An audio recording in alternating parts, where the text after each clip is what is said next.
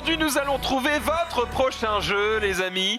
C'est l'intitulé de cette émission, bien sûr, puisque nous allons faire le récap de tout ce qui s'est dit pendant les 4 derniers jours. Il y a eu moult... on va appeler ça des conférences, hein, même si ça n'en est pas vraiment. On va appeler ça des conférences pour simplifier le truc pour tout le monde. Il y a d'autres noms? Non, des showcase. Des Showcase, ça marche. On va appeler ça des conférences parce que nous sommes en France, n'est-ce pas? Et que nous avons profité de notre belle langue. Toujours est-il qu'il y a eu énormément d'annonces. Je vois ici 310 jeux montrés. Borvo les a comptés un par un lui-même sur YouTube. Il s'est régalé entre jeudi et dimanche. Sur les 310 jeux, on va vous faire gagner du temps. Il n'y avait pas 310 dingueries.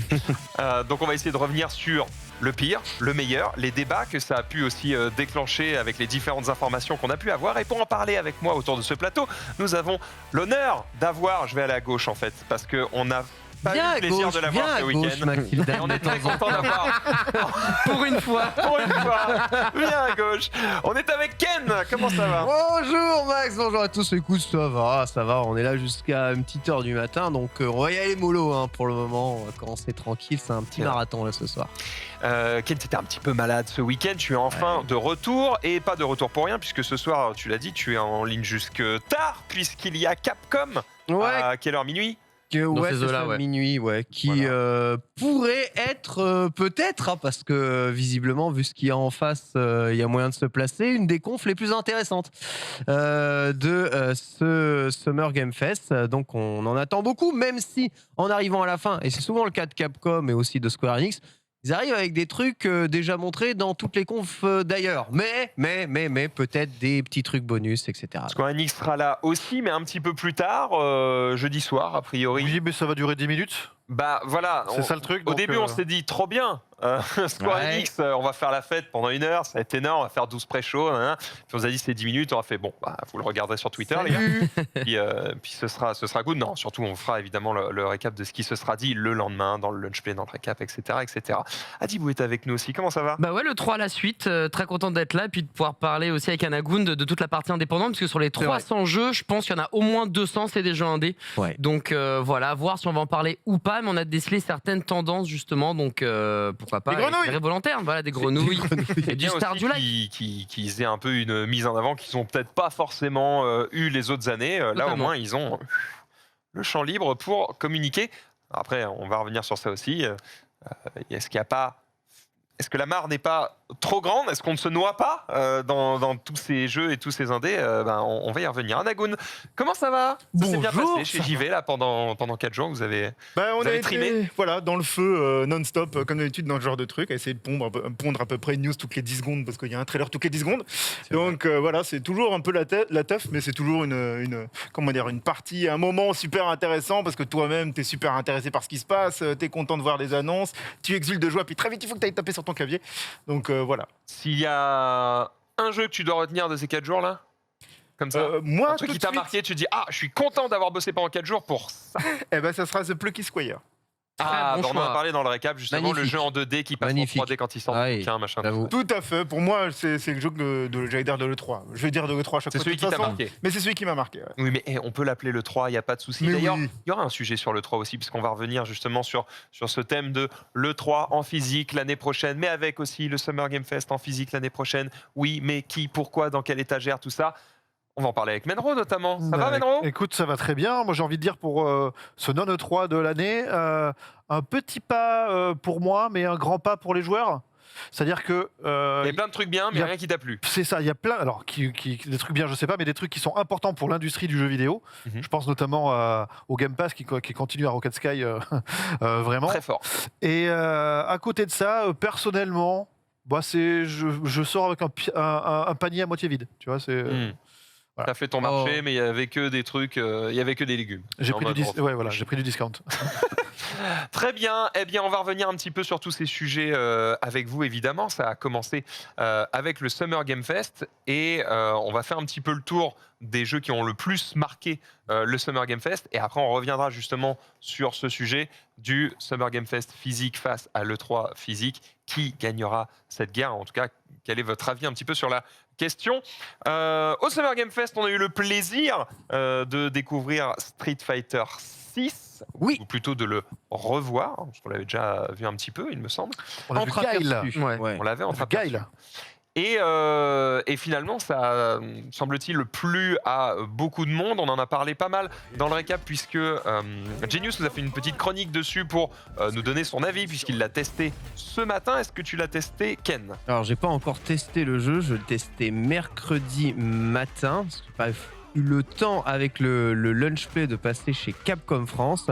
Mais oui, il y a quelques petites versions d'essai de cette 0.1 qui tourne avec 4 personnages et surtout le système de jeu implémenté dedans pour pouvoir faire découvrir un peu comment est-ce que le jeu bouge, la physique, le feeling que tu as autour du jeu et aussi les nouvelles systèmes de mécanique, donc tout le drive system dans un Street Fighter qui est un peu un melting pot de tout ce que Street Fighter a fait jusque-là, à savoir que si vous aviez aimé une mécanique dans Street Fighter, elle y est, point final, débrouillez-vous avec ça. Ça va donner un cocktail explosif d'un jeu qui, pour le moment, pour tous ceux qui ont pu poser la main dessus, semble extrêmement plaisant. Visuellement, je le trouve très réussi. C'est le RE Engine qui est derrière. Si on met là ce Guile à côté du Guile de Street Fighter V en pâte à modeler, je dois vous avouer que c'est un peu le jour et la nuit. On a l'impression d'avoir Find Your Next Gen quelque part, même si le jeu reste un jeu current gen. Ce qui est assez sympathique, on sent quand même à la fois un reliftage, une direction artistique plus forte sur le jeu et un jeu qui semble aussi penser à ceux qui veulent jouer en solo aux jeux vidéo. Donc, il y en a pour tous. Pas mal. Moi, monsieur, j'ai une question. Est-ce que tu as prévu de laisser ton CV à Capcom pour enregistrer des voix françaises dans un DLC éventuel? De grâce. Alors, je laisse pas vraiment de CV, mais pour le moment, il n'y a pas eu d'approche à proprement parler. Pour le moment, il y a 2 commentateurs qui sont disponibles dans le jeu. Vicious, le commentateur américain, et Papatiwawa, alias Alu, le commentateur japonais. Ce sont les commentateurs les plus connus respectivement dans leur langue. Aux États-Unis, il y a beaucoup de commentateurs très célèbres. Vicious n'est pas forcément le plus célèbre, mais en tout cas, c'est celui qui est le plus proche de Capcom. Papatiwawa, par contre, est le commentateur le plus célèbre au monde, je pense, de Street Fighter. Il est emblématique, c'est genre le commentateur du Tenkaichi Budokai de Dragon Ball. Il est là depuis le début des années 2000 quand l'e-sport était assez balbutiement. Lui, il remplissait déjà des salles de boxe pour les finales de tournois d'arcade de Street Fighter. Donc c'est vraiment un ancien. Il ne fait pas son âge, c'est 45 ans, mais il est toujours aussi magnifiquement présent et il est la voix officielle des compétitions Capcom au Japon. Et sinon, sur le système de combat, que voient tes yeux d'elfe? Je vois plutôt du bon. Il faudra tester plus en détail, on va dire, le jeu une fois qu'ils auront fixé un peu tout. Mais le fait de remettre beaucoup de systèmes défensifs, beaucoup de systèmes offensifs dans le jeu, voilà, Kimberly là au fond, je pense que c'est un des persos que l'on verra juste ici, envoie 2 signaux. Le premier signal, c'est Capcom sait pas où il va, donc il fout tout et puis débrouillez-vous. Le deuxième signal, c'est ils savent très bien où ils veulent. Ils veulent un jeu le plus riche possible dès la sortie. Parce que c'est vrai qu'un des problèmes des Street Fighter, c'est qu'ils sortent avec une richesse approximative et au bout de 3 ans, le jeu est vraiment riche et là, voilà, exactement, tu as de quoi t'exprimer dans le jeu. Je veux dire, un Street 5 début de copie, Street 5 fin de copie, tu peux faire le retest, il n'y a aucun problème. Street Fighter 4, c'était pareil. Donc sortir avec beaucoup de mécaniques le jeu d'entrée, c'est aussi la garantie d'avoir un jeu qui peut démarrer et ne pas lasser tout de suite. Ce qui est très important, je pense, aujourd'hui, dans un milieu très compétitif du jeu multijoueur. En tout cas, pour les joueurs qui sont un peu moins, sans doute, à fond sur Street Fighter, le grand public, je pense que le style visuel a beaucoup plus attiré que ce qu'était Street 4 et Street 5. Aussi. Et il peut réengranger un petit peu du public chez les gens qui jouent une fois de temps en temps à Street Fighter, qui se rappellent des anciens épisodes, avec ce style un peu moins cartoon qu'avaient les précédents.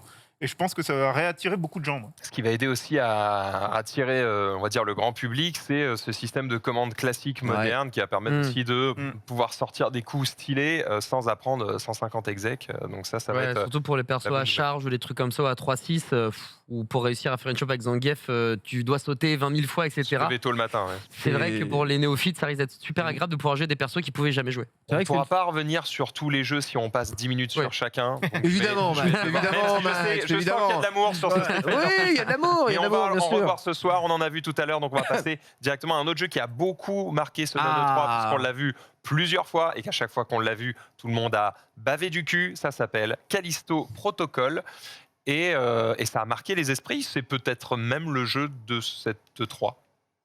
Ouais, on pourrait pratiquement dire ça. C'est difficile toujours de définir un jeu GLE 3 parce que ça dépend des goûts, etc. Mais c'est vrai qu'il envoie quand même des claques. Bon, il crie Dead Space à peu près à chaque image. Hein. Oui, tellement. C'est pas par hasard, parce qu'on le rappelle qu'il est fait quand même par Glenn Scofield. Qui était sur Dead Space, créateur de Dead Space. Et donc, du coup, tu te retrouves avec un jeu qui ça lui colle à la peau. C'est derrière, c'est extrêmement gore, bien sûr. Tu sens qu'il va y avoir encore... t'as un peu les mêmes principes. Le perso s'appelle Isaac, il y avait Jacob, c'est plutôt l'inverse d'ailleurs. Ouais. Mais tu te retrouves avec une continuité qui est directe. Et surtout, tu vas sentir la même ambiance. J'ai encore un doute, on ne sait pas à quel point le son aurait une importance. Parce que dans Dead Space, le son était absolument génial. Vraiment, le son ambiant, je ne parle pas spécialement des musiques. Et ça va faire quelque chose de ça va être quelque chose de très très fort dans le jeu pour l'ambiance. Mais on a tout quoi. On a tout ce qui était Dead Space, à peu de choses près dedans. Et surtout, on revient à peu près à l'horreur des premiers épisodes de Dead Space et pas nécessairement à ce qu'était Dead Space 3. Ouais. C'est plutôt une bonne nouvelle quand on sait comment les gens ont accueilli Dead Space 3. Moi, plutôt que de parler de jeu du salon, enfin pas du salon, mais du jeu du non 3, jeu des années, c'est plus le témoin d'une tendance. C'est-à-dire que les jeux d'horreur spatiale à couloir bien gore, c'est après ou en même temps que les grenouilles et que les animaux. On en a vu 4 ou 5, Il y en a eu quand même pas mal une série. Donc l'année dernière c'était les shooters Arena, les Arena shooters voilà. Cette année c'est les jeux d'horreur en l'occurrence qui se distinguent. Ce qui est triste dans tout ça, c'est que sur les X qui ont été présentés, il n'y en a en fait que 1 ou 2 dont on se souviendra, et le reste... de tous, là je me souviens de 2. Il y a celui-là, il y a celui par le designer d'Alien, parce que c'était sans doute le plus dégueulasse. Ah oui, en termes de Scorn. ouais. Voilà, tu vois, c'est celui qui te marque parce que il va très très loin dans le gore. Effectivement, et là on va voir justement un truc peut-être un petit peu gore si on laisse la suite de cette séquence sur Callisto Protocol. En tout cas, c'est un jeu qui a marqué, qui était attendu, qu'on a revu plusieurs fois d'ailleurs, avec parfois un petit peu plus de détails. On a une date de sortie pour celui-ci ou pas encore? J'avais noté, attends. Je vous pose des questions pièges. Désolé. Non, j'avais noté. Je l'ai pas sous les yeux. C'est juste qu'il y a tellement de conférences qu'il y a plein d'onglets là sous les yeux, mais tu peux meubler comme ça et on peut garder le rythme. Oui, non, mais je peux te dire que juste après que tu aies donné cette réponse et qu'on ait vu ce mec se faire broyer, parce que c'est juste ce que je voulais voir, eh bien on va pouvoir parler de Call of Duty Modern Warfare 2 qui a été présenté aussi pendant le Summer Game Fest et qui n'a pas ravi tout le monde. On avait des aficionados de Call of Duty autour du plateau et ils étaient un peu froids sur cette présentation. Adi, tu as envie d'en dire un mot? On en a 2 aussi, décembre 2022, excusez-moi. Voilà. Merci Menro. On en a parlé en plus sur le launch play justement de ce Call of Duty avec des amoureux, notamment Nanix et aussi Lox finalement.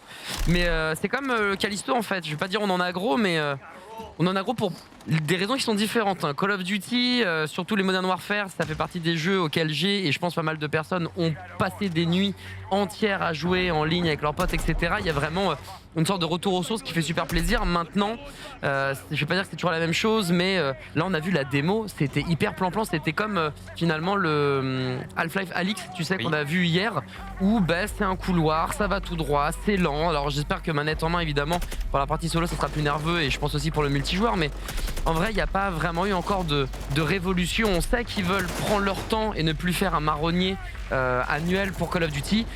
Il est temps, il est vraiment temps quoi. Moi le seul truc qui m'a bluffé, c'est pas la démo, c'est juste un moment au trailer on voyait des batailles en vision nocturne que j'ai trouvé graphiquement incroyables.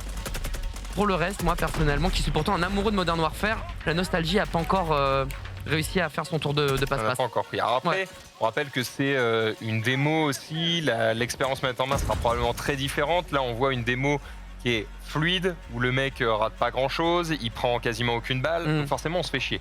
Oui, quand vous allez jouer, vous allez pas être beaucoup tout à plus fait nerveux. passer la même chose. Bien sûr. Donc voilà, un petit peu de patience quand même, il y a des chances que ça puisse quand même plaire à certaines personnes. Quelqu'un veut réagir sur ce Call of Duty ou est-ce qu'on passe à la suite? C'est la suite, je pense. Passe à la suite. Allez.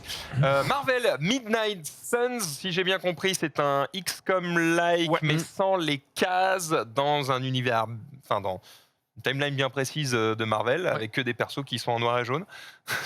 Je ouais, schématise un petit peu, vrai. face à des persos en noir et vert, qui seront les méchants. Voilà, c'est un petit peu ça, et t'as une meuf qui ressemble à Maléfique, qui les corrompt, et qui en fait de vilains méchants. Ce Marvel Midnight Sun qui est annoncé pour le 7 octobre de cette année. Donc ça arrive très vite, Ça arrive effectivement. très Alors, vite. bon, voilà, pour tous les amoureux de XCOM, ça devrait vous parler, parce qu'on est vraiment sur un gameplay qui s'approche vraiment de ça, avec personnalisation de votre crew, de vos personnages, vous pouvez leur mettre des capacités spéciales, etc. Bon voilà, à voir ce que ça raconte et à voir à quel point le gameplay va être riche et plaisant. Mais en tout cas, visuellement, c'est plutôt réussi.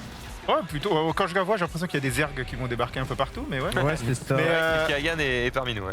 un petit peu quoi. Non, mais il y a un bon délire. Bon, Marvel, on sait que c'est un peu la poule aux œufs d'or et Ah que bah ouais. dès que tu touches un truc et que tu mets Marvel dessus, il y a un jeu de cartes aussi qui est fait par Ben Brod. Snap. Voilà, Marvel Snap qui va sortir. Bref, Marvel a toutes les sauces. Je sais pas si le mariage avec XCOM va marcher. En tout cas, je pense pas que c'est le public XCOM qui va nécessairement se retrouver sur ce Marvel. Je sais pas trop si c'est le public similaire quoi. On verra. Pour revenir sur le Snap, pour avoir regardé un petit peu de gameplay, analyse de bas étage, hein, les amis, vous irez voir vous-même, mais pour avoir regardé un peu de gameplay de ce Marvel Snap, parce que ça m'intéressait de voir ce qu'ils avaient fait pour le coup, j'ai l'impression qu'ils le vendent en fait comme un jeu de cartes, mais c'est pas vraiment un jeu de cartes, ça ressemble plus à un jeu de contrôle de territoire. Ok. En gros, au centre, tu as 3 gros territoires en fonction des cartes que tu poses. Tu vas du coup marquer tu vas avoir des points de puissance. Celui qui a la plus grosse force sur chaque territoire à gagner. Le premier qui a 2 territoires l'emporte.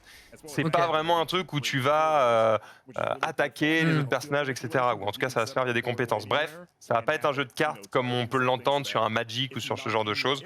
Méfiez-vous pour ceux qui attendent ce Ce qui jeu. est assez marrant d'ailleurs, vite fait par rapport à ça, Purement c'est mobile. que le Ben Brod, donc, qui bosse sur le Marvel Snap et qui a bossé sur Hearthstone, il voulait avoir ce système-là sur Hearthstone justement, donc Ah ouais tu avais plus de contrôle, mais comme il voulait faire le jeu le plus grand public possible, c'était complexe, et donc du coup le mec il est parti, il a fait finalement ça sur un autre jeu quoi. Et ça risque d'être très grand public quand même, avec une licence qui est aussi appréciée. Bref, voilà, vous voyez un peu les mécaniques de gameplay, et voilà, pour ceux qui ont joué XCOM, vous ne serez vraiment pas perdus du tout. On enchaîne et on termine sur ce Summer Game Fest avec The Last of Us Remake qui a fermé cette première conférence. Des annonces qui étaient un petit peu en dessous de ce qu'on pouvait attendre, ou en tout cas, ils ont fermé la conférence sur ça comme si c'était vraiment le clou du spectacle. Alors que ça avait fuité toute la journée. Alors qu'en fait, bon, déjà ça avait fuité, et puis surtout, pas grande nouveauté quoi. En fait, On fait du neuf avec du vieux, on donne quasiment rien sur la série, on nous rassure sur le fait que les acteurs du jeu seront dans la série, mais bon, ok, très bien. Il y a un mode multi dont on n'a rien vu. la forme de l'annonce était vraiment pas ouf. Clairement, ça parlait beaucoup, il n'y avait pas de rythme, c'est tombé un peu à plat. Vraiment, le soufflet qui a pas décollé, j'ai envie de dire. Par contre, en vrai, l'annonce de ce remake de Last of Us 1, elle est vraiment intéressante. Pourquoi ? Parce que le gameplay du premier jeu, même dans sa version upscaled, qui a été refaite il y a quelques temps pour PS4, il me semble, elle gardait le gameplay original. Et le gameplay original, il est quand même de 2013-2014, et il est daté clairement aujourd'hui, et notamment son intelligence artificielle. Du coup, de le faire et de permettre aux joueurs qui ont joué aux deux, ou qui voudraient jouer aux deux, mais à qui manque un pan de l'histoire, de pouvoir leur donner une supérieure version entièrement refaite, parce que là on parle de vraiment entièrement refaire, on n'est pas, c'est comme le Resident Evil 2 de Capcom, on n'est pas C'est sur pas un lifting quoi. c'est pas un lifting où les textures sont améliorées. D'accord, continue, mais Les c'est niveaux, pas le gameplay, Resident voilà. Evil 2 quand même. C'est plus proche de ce qu'ils avaient fait pour Shadow of the Colossus que de Voilà, Resident Evil 2. exactement. Merci beaucoup, Adago. On est d'accord. Il y a quand même, Mais après, c'est vrai que c'est un vrai lifting. C'est vrai t'as quand même les dialogues, les scènes, les personnages, quasiment la moitié des plans Oui, de caméra oui, d'accord, sont d'accord, bien sûr. exactement les mêmes. Donc autant te dire qu'il y a un gros du travail sur le jeu, même s'ils sont repartis de zéro, qui était déjà fait, tu vois. C'est vrai que sur ce trailer, finalement, t'aurais fait un truc un peu à la Nvidia, tu sais, quand ils te sortent des trucs ray tracing, où ils disent voilà sans, voilà avec, ah, les nouvelles mécaniques de gameplay avant, vous pouviez pas faire ça, maintenant vous pouvez le faire, tac, tac, tac. C'est ça. Bah, allez, c'était pesé 1 minute 30, merci, au revoir. Hein, on se Et serre du la coup, main. de rajouter cette IA et ce gameplay qui est issu du 2, par contre, va donner une cohésion à l'ensemble et sortir, comme l'a fait le 2 déjà, surtout de cette logique de camper accroupi, comme dit Ken, dans les herbes. C'est-à-dire que le 2, tu peux le jouer comme ça, mais c'est pas comme ça qu'il est pensé. Si tu le joues différemment, il est vraiment beaucoup plus punchy et beaucoup plus intéressant. Donc c'est plus ça, en fait. Ils ont choisi de terminer sur ce jeu-là. Il y a quand même beaucoup de fans qui vont être contents de ça. Sur le Summer Game Fest, en tout, il y a eu 36 jeux de présentés. Là, on vient de mettre un peu le spotlight que sur 5 d'entre eux. Comment vous aviez trouvé un peu ce Summer Game Fest, messieurs? Ken? Ouais, moi c'était assez ok. Après, je m'en attendais pas spécialement à plus. C'était un peu des suites d'annonces et des choses qui avaient été plus ou moins montrées ou fuitées avant. C'est jamais très fou, hein. De toute façon, les Summer Game Fest, il y a toujours la partie Fall Guys à l'infini dedans. Mais bon, on va dire que ça fait bien le taf. On sent quand même que Geoff, il serre les bonnes mains. C'est quand même assez ouf d'avoir le trailer D'ailleurs, finalement, il y a un petit bout de moi qui me dit est-ce qu'il n'a pas fait une grosse partie Last of Us comme ça pour les régaler, juste pour se mettre bien avec Naughty Dog et dire quand vous allez sortir votre prochaine dinguerie, ce sera en exclu chez moi. Il y a un peu de ça. Après, je dois bien vous avouer que si tu n'avais pas suivi en direct, mais tu regardais juste les trailers qui t'intéressaient, comment sur JV le lendemain matin, franchement, t'avais rien loupé, quoi. Vraiment. C'est pas le meilleur. Quand tu sais qu'à une époque, c'était Elden Ring, t'avais quand même autre chose dans les yeux. Là, il avait même pas son pote Kojima qui était chez Xbox. Le côté rendez-vous d'un événement où il y a ce genre d'annonce, c'était autant le State of Play de PlayStation quelques jours avant était bien plus haut, tu vois. En fait, non, mais juste, je regardais la liste des jeux. Street Fighter 6, on l'avait eu la semaine d'avant. Callisto Protocol, on l'avait eu la semaine d'avant. Donc, dans les vrais trucs un peu hyper attendus, hyper sympas qui a pu y avoir inédits, on a vu quelques images du Stormgate, là, le nouveau jeu de RTS de Frost Giant. Dont on a vu beaucoup plus de choses dans le PC Gaming Show. Et on a vu Flashback 2. Tu vois, ça parle à trois personnes de mon âge. Moi, à mort. Mais ça me parle aussi. Je voulais pas en parler, mais non, puisque tu en parles. Ça ravive des souvenirs. Mais tu vois, des trucs vraiment marquants. Non, vous pouvez laisser le déambulateur, merci. des trucs vraiment marquants et inédits qui auraient pu nous faire « Waouh, putain, il se passe un truc ». Bah, pas vraiment. Tu vois, c'est ça qui est un peu dommage au final. Après, est-ce qu'on peut l'imputer vraiment à ce Summer Game Fest? Je ne sais pas. J'ai l'impression que c'était un petit peu le même mot d'ordre pour toutes les conférences, un peu moins chez Xbox, mais bon, c'était pas non plus la meilleure conf Xbox de l'univers. Faut rappeler qu'il y avait du nouveau quand même. Il y a beaucoup de jeux qui ont été repoussés en 2023, en 2022 qui ont été repoussés en 2023. C'est vrai, en 2021, on n'avait rien et on disait bon, 2022, ça va être l'année de ouf. Sauf qu'en fait, le Covid, il avait continué de retarder beaucoup de prod. Beaucoup ont été repoussés en 2023. Et finalement, en 2022, ça reste une année, je dirais pas chiche parce qu'on a eu un début d'année extrêmement fort. Mais c'est pas l'année qu'on espérait totalement. Ça s'étale un petit peu sur 2023, le retour aux grosses prods de jeux vidéo. Tu dis ça parce que t'as pas Zelda d'un coup. Il n'y a pas que lui. Nintendo peut encore arriver dans la semaine, calmez-vous. Sony n'a pas encore pris la parole vraiment. On a vu Naughty Dog, mais c'est tout. Mais ouais, je suis assez d'accord. C'est que le Covid a fait plus de dégâts dans l'industrie qu'on aurait pu le croire en termes de... En fait, ce que j'allais dire, cette absence de pas mal de jeux me fait ressentir l'effet que je me dis... Putain, en France, j'ai l'impression qu'on n'a pas trop morflé quand même par rapport au Covid, alors que j'ai l'impression que dans le reste du monde, là où sont la plupart des productions jeux vidéo, j'ai l'impression que les mecs, ils sont encore en PLS. Je serais quand même un peu relatif par rapport à ça, parce que j'ai l'impression qu'il n'y a peut-être pas tous les jeux que vous voulez absolument, ou toutes les licences que vous espériez cette année. Mais si on regarde sur l'ensemble du Summer Game Fest, le nombre de nouveaux jeux, nouvelles IP qui ont été montrés, c'est quand même assez incroyable. Alors, de base, beaucoup de petites choses. Ouais, mais de base, ça donne pas. Oui, c'est ça. A priori, ça donne pas des jeux de ouf. Mais pas évidemment, la fête du triple A. C'est des nouvelles IP auxquelles on n'a pas touché. Ça se trouve, au milieu de tout ça, il y a des petites perles. Et dans 3 ans, on souhaitera la suite de ces petites perles, comme Hollow Knight en avait été une il y a 5 ans, tu vois. Alors, donc, oui, mais ça montre quand même que y a des petites choses qui arrivent. Mais j'ai l'impression qu'on est là pour combler. Et que les gros studios et tout le monde sont en train de ils ont déjà tout sorti et là ils attendent la vague d'après, le wagon d'après. Genre Ubisoft, on l'a pas entendu. Ils sont en train de préparer les jeux purement next-gen qui sont pas cross-platform, qui vraiment les vrais trucs qui et je pense qu'ils ont mal géré justement cet entre-deux. Et là on se retrouve avec faut bien remplir. Donc on a des trucs qui sont sans doute de qualité. Attention, je dis pas que ça va être pourri. Je dis juste qu'il n'y a pas la même ambition. Voilà. on est clairement sur une année de transition. Il y a aussi le fait que, très vite fait, l'entre-deux a été vraiment prolongé encore une fois par le Covid, parce qu'il y a aussi le shipment, toutes les consoles en fait sont pas vendues comme elles auraient dû se vendre.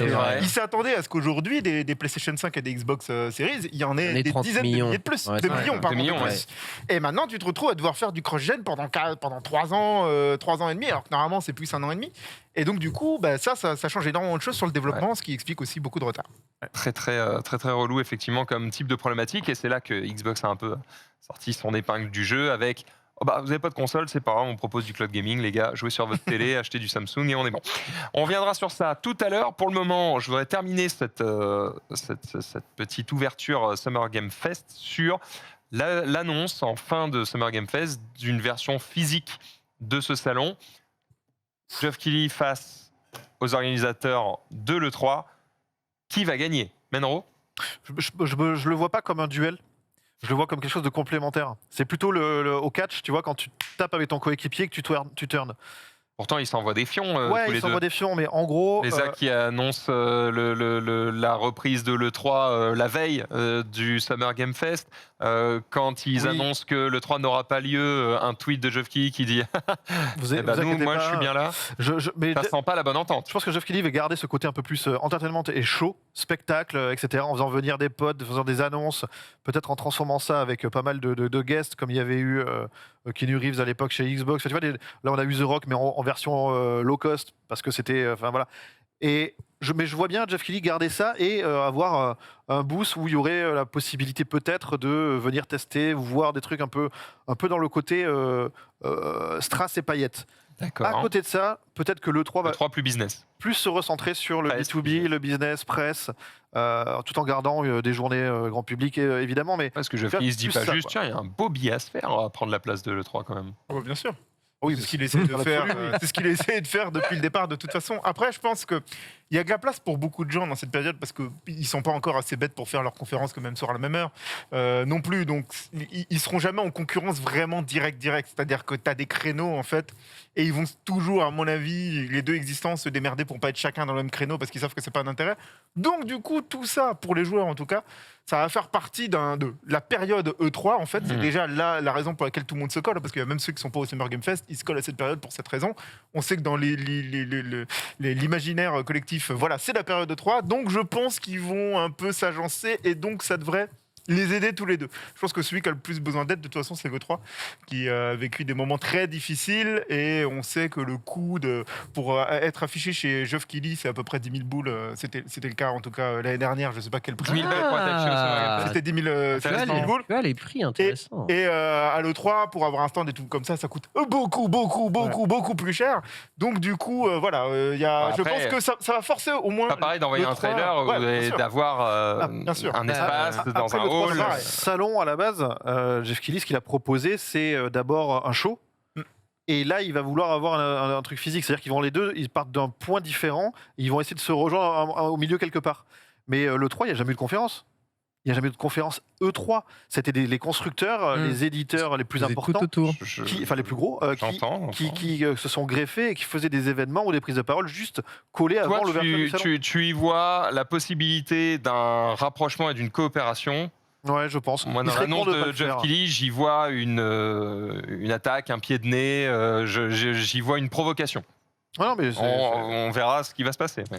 J'ajoute que, je ne sais pas si vous avez vu, mais en marge du Summer Game Fest, il y avait des stands avec quand même quelques jeux testables par des journalistes jeux vidéo. Et sincèrement, le truc le plus hype de ce Summer Game Fest, c'est ces end-zones-là qui ont pu tirer bien plus que les trailers montés et lissés que l'on a pu avoir justement ici. Et on a tiré bien plus d'informations des jeux en eux-mêmes de ces end-zones que finalement de toutes les conférences réunies. Ce qui me fait dire que l'effet E3 qui permet d'avoir un end-zone sur l'ensemble des choses montrées durant ces périodes d'annonce est d'une importance capitale et surtout permet de maintenir une hype très forte et de donner beaucoup plus d'informations aux joueurs. Et je pense qu'il y a une grande partie des joueurs, dont moi, qui attendent aussi ça, ce côté on peut jouer vraiment au jeu, c'est pas juste des trailers qu'on nous balance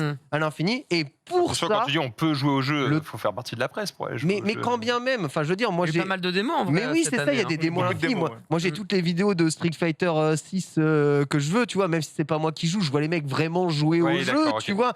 C'est complètement différent que voir un trailer monté d'une minute de Guile, tu vois, j'en ai rien à foutre. Et c'est ultra important ce genre de choses-là. Et là-dessus, le 3, mais c'était génial pour ça, tu vois. Et je pense qu'il y a un gros coup à jouer justement pour le 3 de ce côté-là. Un côté qui sera de toute façon irremplaçable. Les gars, c'est du jeu vidéo, on va pas tout faire à distance toute notre vie. À un moment, il faut une machine dans les mains, il faut une manette, il faut jouer, quoi. Je crois que je n'ai rien à ajouter. Adi, est-ce que tu veux... dire un mot sur ce versus Summer Game Fest 3. Effectivement, alors moi je me mettrais plus sur le point de vue du spectateur pur et dur. Moi, que le 3 soit en physique ou pas, quelque part, je m'en fous. Tu as déjà été à toi le 3 J'aurais voulu y aller, c'est un rêve de gosse, évidemment. J'y crois moyen, mais en tout cas, ça serait un rêve d'y aller, évidemment. Et en vrai, on a vu le Covid, ce qu'on pouvait faire aussi en online, et en fait, ça marche très bien, genre, et ça coûte moins cher aussi aux prods de le faire. Alors oui, il y a un côté Vena qui manque. Oui, on sait très bien que lorsqu'il y a des soirées arrosées, des jacuzzis, etc., c'est là où des deals incroyables. À un moment donné, il doit y avoir des anecdotes de dingue qui doivent se passer lors de ces soirées, évidemment. Mais du point de vue purement spectateur, ça marche. On a des démos en plus de ça.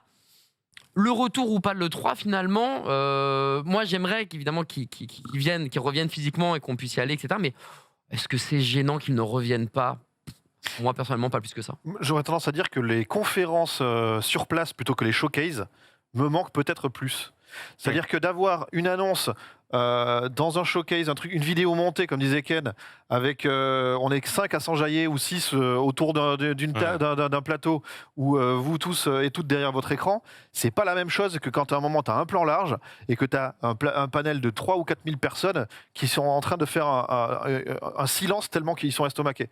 Et ça, c'est ce qui marque l'histoire et qui reste quand on revient et qu'on regarde dans le rétro et qu'on se dit c'est passé quoi cette année-là.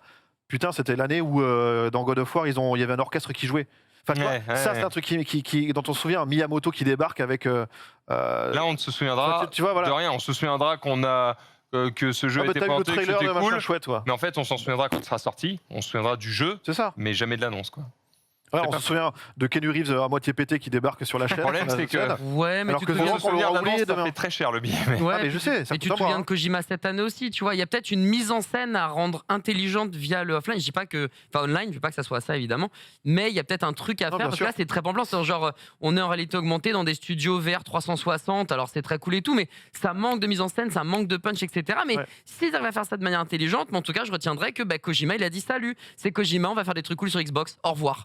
Ouais, c'est affreux, c'est affreux. Je pense qu'au bout d'un moment, ça va se transformer à ce qui se faisait par exemple avec les MTV Awards ou ce genre de trucs, avec des espèces de sketchs déjà montés à l'avance qui vont diffuser, etc., pour essayer d'animer la soirée derrière. On l'a vu avec Alex Moukala, je crois. Moukala, merci. Avec Moukala qui a fait un morceau qui était très très bien d'ailleurs, un espèce de medley de musique. Au moins, ça te fait un petit peu d'happening. Bon, faut pas que ce soit trop long non plus parce qu'on a eu aussi des interviews de Pelé pendant 15 minutes sur des conférences où tu avais envie de te tirer une balle.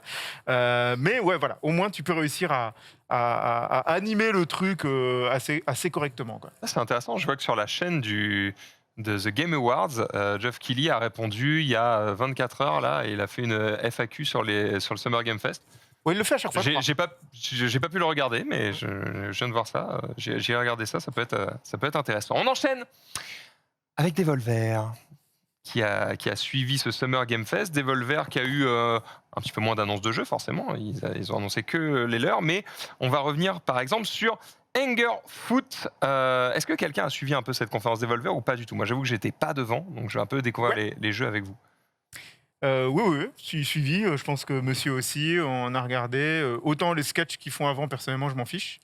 Même si c'est très bien monté, Ça crée bien une identité. fichu. Hein? Ça crée une identité. Ça crée une identité. Le truc, c'est qu'ils racontent.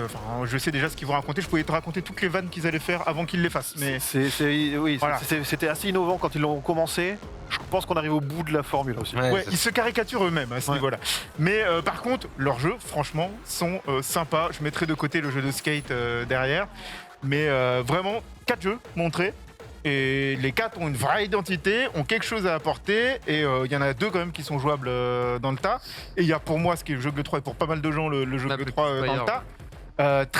Très bonne conférence de Devolver si on le prend dans le côté les jeux qu'ils ont montrés. Il n'y en a que 4, certes, mais enfin bon, c'est Devolver. Hein. Ils n'en ont pas 4. Ils en ont pas 400 non plus. En tout cas, Angerfoot, des mecs qui ont l'air vénères avec leurs pieds, ça porte bien son nom.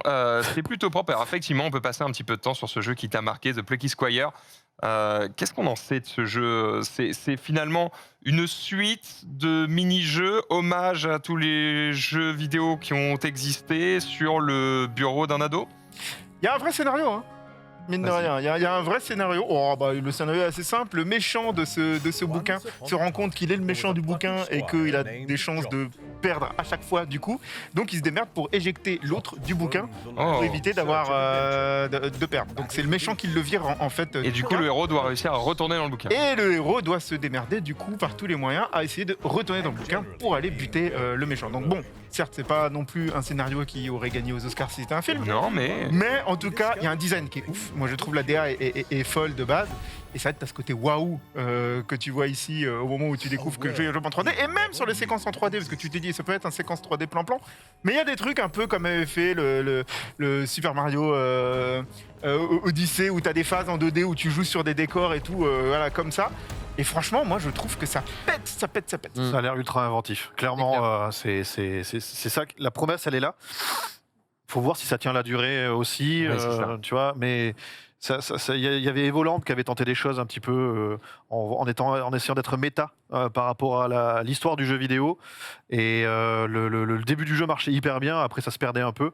Récemment, il y a eu This Is Not a Game, ou je sais plus comment s'appelle ce jeu, mais Ouais, ça me parle. Oui, This Is Not the Game, le jeu français d'ailleurs. ouais, voilà, qui est un jeu français, qui a lui aussi essayé d'avoir un discours comme ça de mise en abîme. Clairement, celui-là a des choses à faire valoir. Ouais, voilà, There Is No Game, merci. Et mais celui-là a beaucoup de choses à faire valoir. Et oui, on comprend pourquoi à un moment les gens se sont arrêtés dessus et considèrent que c'est peut-être, en tout cas, si c'est pas l'un des jeux du salon en tout cas. dernier jeu qu'on va retenir de cette conf Devolver, c'est Skate Story. Skate Story. Qui fait du skate ici? Pas du tout. Personne. Non, merci. Ça Un m'enjaille, skater a dit. Dès que tu me mets des patins, skate et tout ça, t'as une chance sur une que je me casse le poignet ou un truc comme ça. Aïe, aïe, aïe. Ouais, non, c'est pas pour moi. Mais le jeu, il a une ambiance, il a un caractère. C'est Soda Goichi qui est derrière tout ça. Ah Je oui. comprends pas trop ce qui se passe, pour être totalement franc et honnête. Ben, c'est Suda Goichi. Voilà, clairement. C'est exact, c'est la meilleure def de Menro. Mais t'as quand même envie d'en savoir plus, t'as quand même envie, voilà, d'être happé J'aime par la beaucoup les plans de musique, cam. par tout ça, quoi, en fait. Tu comprends pas, mais t'as envie d'en savoir plus. J'ai envie de jouer à Tetris Effect. Ouais, il y a un petit côté fez en skate. J'ai Ouais. peur qu'il me fasse le même effet que Vayne, qui m'avait attiré Ah, parce qu'il y ouais. avait des décors, une ambiance qui me rappelait un petit peu Ico, etc. Vraiment quelque chose. Le jeu était injouable, c'était une horreur, j'ai mis 6. Mais voilà, tu vois, ça a l'air sympa comme ça. J'ai L'assassin. aucune idée de ce que ça va être à la fin. Et ça pourrait être une énorme déception. Donc voilà, Ouais. wait and see, on va dire. Bon, on verra ce que ça donne. En tout cas, l'annonce était assez remarquable. Devolver, voilà, qui, fidèle à lui-même, nous a fait un petit show un petit peu particulier, entrecoupé de différentes annonces. On a enchaîné avec les Netflix Geeked Week. Donc le principe, c'est qu'on prend soit des licences connues de jeux vidéo, on vous explique que ça va arriver en série. Beaucoup, hein. Voilà, c'était Beaucoup surtout ça. C'est beaucoup ça. C'était surtout ça. Notamment The Cuphead Show, voilà, dont on avait déjà effectivement entendu parler. Ça nous a juste permis d'en voir des images supplémentaires. Qu'est-ce qui vous a marqué peut-être dans ce Netflix Geek Week? Est-ce que vous avez pu le voir déjà autour de ce plateau? Non, moi j'ai Oui, pas pu oui, le voir. oui. Non, moi j'ai pas pu le voir. Ok. Tout à fait. Non, je ne l'ai pas vu, mais j'ai vu les trailers de Cuphead. Tu as vu le trailer de Cuphead. C'est quelque chose qui vous fait envie d'avoir plus de licences de jeux vidéo sur des séries, Bien sûr. Netflix, Prime Video, etc. Moi, je trouve que c'est la bonne approche que Netflix a, en tout cas, en se lançant en jeux vidéo, en capitalisant sur les licences qu'ils ont avec eux, en capitalisant aussi pas mal sur le jeu mobile finalement et le cumul d'offres Netflix sur l'ensemble des devices. On va dire que j'ai l'impression qu'ils veulent aller un peu en frontal avec un Apple Arcade plus qu'avec finalement ce qui pourrait être un véritable Game Pass. Mais bon, ils ont annoncé quand même des Spiritfarer ou des choses comme ça qui C'est ce qui arrivent m'a le plus dans... intrigué, ouais. Ouais, pour le coup. dans l'annonce de jeu. Donc c'est quand même conséquent. Mais globalement, il y a beaucoup de jeux qui sont issus de leur licence à eux. Donc écoute, très bien. Je pense que c'est intéressant. C'est peut-être pas forcément leur métier de faire du jeu vidéo. Mais bon, si tu travailles avec les bonnes personnes et que tu fais du jeu mobile, je pense qu'il y a un public pour ça. Dragon Age Absolution aussi, dont on a vu des images, Tekken, Bloodlines, Sonic Prime, Castlevania Nocturne. Voilà, il y avait pas mal d'annonces quand même, certaines dont on savait qu'elles allaient sortir, mais on n'avait peut-être pas forcément vu d'images, d'autres qui étaient plus un rappel qu'autre chose. Vous trouvez ça plutôt une bonne chose de voir Netflix greffer comme ça un événement comme un pseudo E3, voire profiter un petit peu de toute la population gaming pour faire parler un petit peu de ces séries? C'est important que Vous les trouvez légitimes? le marché audiovisuel s'intéresse un petit peu à ce qui se fait dans le jeu vidéo. On sait que l'amour entre les deux a rarement donné des bébés particulièrement gracieux. J'avoue. C'est la métaphore. C'est pas gentil pour lui. Non. Le pauvre. Mais en vrai, pourquoi pas on a vu que Netflix c'est quand même coproducteur de la série Arcane, qui est quand même Riot en premier, mais qui est diffuseur en tout cas. On va j'allais dire, ils n'ont pas juste acheté le. Si, ils sont diffuseurs, on va dire, de la série Arcane. Ça, pour le coup, c'était pour le mieux. Sur Castlevania, les avis divergent. Maintenant, il y a une nouvelle série. Voilà, moi, je suis toujours curieux de voir quel type d'adaptation on va pouvoir faire.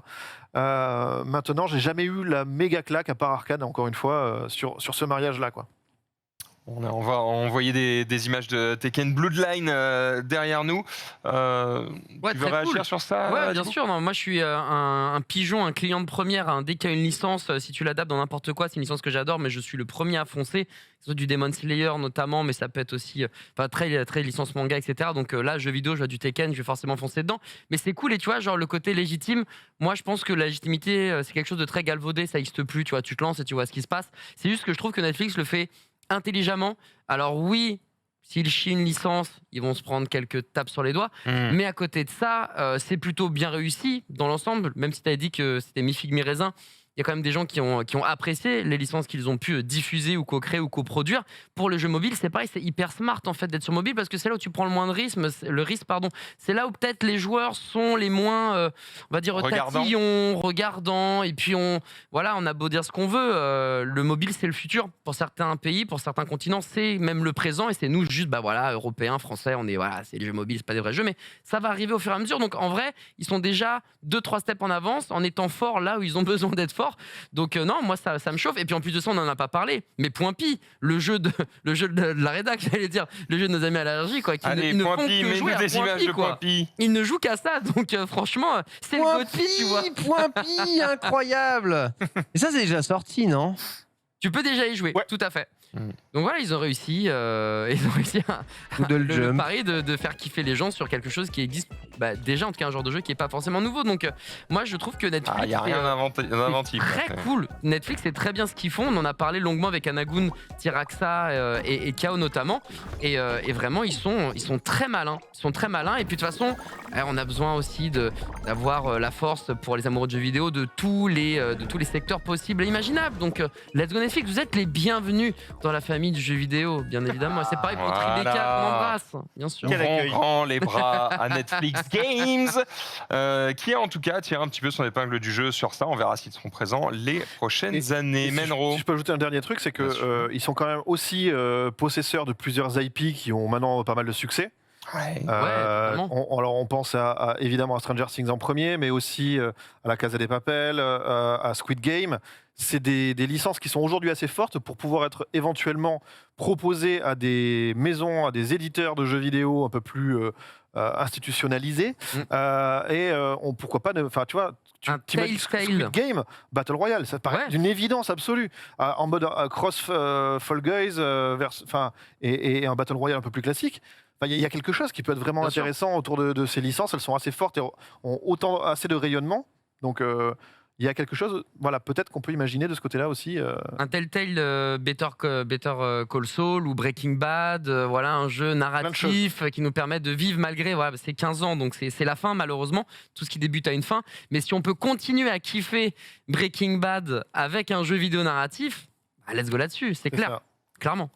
Ça peut parler à beaucoup de monde. Je vous propose de passer directement à la suite avec l'Epic Game Store Showcase. Pareil, plusieurs annonces qui ont été faites, dont certaines qui, évidemment, sont là pour faire un petit clin d'œil à notre ami Menro. Je pense notamment à Lord of the Rings, Return to Moria. On va vous afficher des images. Est-ce que tu as vu ce jeu, Menro ? Mais écoute, en fait, le problème actuel, c'est que la licence Seigneur des Anneaux, après une explosion il y a 20 ans, il y a eu une mise, pas de côté, mais mise en hibernation. Oui. Et là, en ce moment, il y a tout qui est en train d'exploser. Ça va dans tous les sens. Tout ne sera pas abouti jusqu'au bout. Et on sait que... ça coïncide, cette démocratisation, cette ouverture à beaucoup de choses, à peu près au moment du décès de Christopher Tolkien, qui était le fils de J.R.R. Tolkien, et qui avait la mainmise sur le Tolkien Estate et sur que faire avec cette licence. Donc ça veut dire que les héritiers de la famille Tolkien aujourd'hui ouvrent les vannes. Et ils sont en mode, vas-y, donne la thune. Et je sais pas où ça peut aller. Pour l'instant, je crois que c'est encore Warner qui a beaucoup de choses...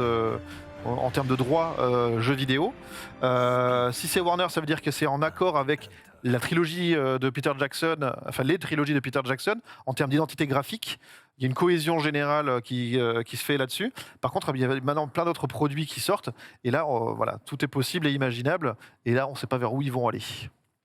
Bon, en tout cas, on a bien compris que c'était peut-être pas le jeu qui t'avait le plus donné envie parmi tout ce qui existe du côté du Seigneur des Anneaux. Il y en a peut-être que ça a marqué autour du plateau. N'hésitez pas à me couper, parce que des fois, je vais avancer un peu vite sur les jeux. Bon, on va passer à Chia, si tu le veux bien. Ça, c'est mon jeu. C'est beau, ça. C'est un jeu avec une ambiance beaucoup plus lumineuse, en tout cas. Ouais, qui se passe, inspiré de la Nouvelle-Calédonie. Ouais. Et vraiment, c'est très... t'as envie de te balader là-dedans, en fait. Oui. Tu sens que c'est accueillant, tu sens que c'est jouable par tout le monde, surtout, c'est assez important, parce que quand tu sors des jeux horrifiques et comme Callisto Protocol, tu sais que tous les jeux ne s'adaptent pas à tous. Là, voilà, tu sais que tu peux mettre dessus, tu peux mettre un enfant dessus, tu peux t'amuser. C'est wild. C'est wild. Mais voilà, et t'as un système qui est plutôt sympa, où tu système d'énergie à la Zelda, là. Voilà, c'est ça. Tu rentres dans des éléments, etc. Voilà, tu fais exploser. Là, à un moment, elle va rentrer dans une goupiote, elle va partir dessus. Voilà, elle va se c'est Zelda into Mario, d'accord. Pour la balancer. Ouais, okay. Faut voir ce que ça donne derrière, mais je pense que c'est un jeu où tu navigues. C'est pas un jeu que tu joues pour sa difficulté. C'est un jeu dans lequel tu navigues, tu t'amuses, tu kiffes. T'explores les Ça possibilités. peut durer que 6 heures, quoi, tu vois. Ouais. Mais ça peut être vraiment bien. C'est pour moi. Oh, c'est mignon. C'est pour moi le Kena de cette année, quoi. C'est-à-dire que plein de promesses visuelles, d'ambiance, etc. Et derrière, au final, un petit jeu bien sympa, mais qui n'est pas non plus le méga truc.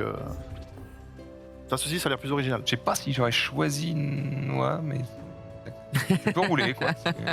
Le propane noix de coco, j'avoue, est assez original, mais fallait y penser, fallait y penser. Tu peux bien t'amuser, je pense, en jouant, tu vois. Tu peux bien délirer, déconner, et tout. Ça a l'air d'être sympa. Ça arrive en tout cas en début 2023. On enchaîne avec God Simulator 3 qui, il est de retour. On l'a vu pareil sur plusieurs conférences. Le GOAT. Mais en fait, je sais pas pourquoi ça fait plaisir aux gens ce jeu. Moi, ça m'a jamais. Tu n'as pas. Mais c'est le côté GTA. Tu n'aimes pas t'amuser. Non, mais moi, les jeux où en fait tu peux tout faire et rien faire, ça me laisse de marbre. Mais expliquez-moi, messieurs. Dites-moi pourquoi je devrais être hypé par ce God Simulator 3. C'est débile comme jeu, c'est pour ça que c'est hypant finalement. Tu peux juste kiffer.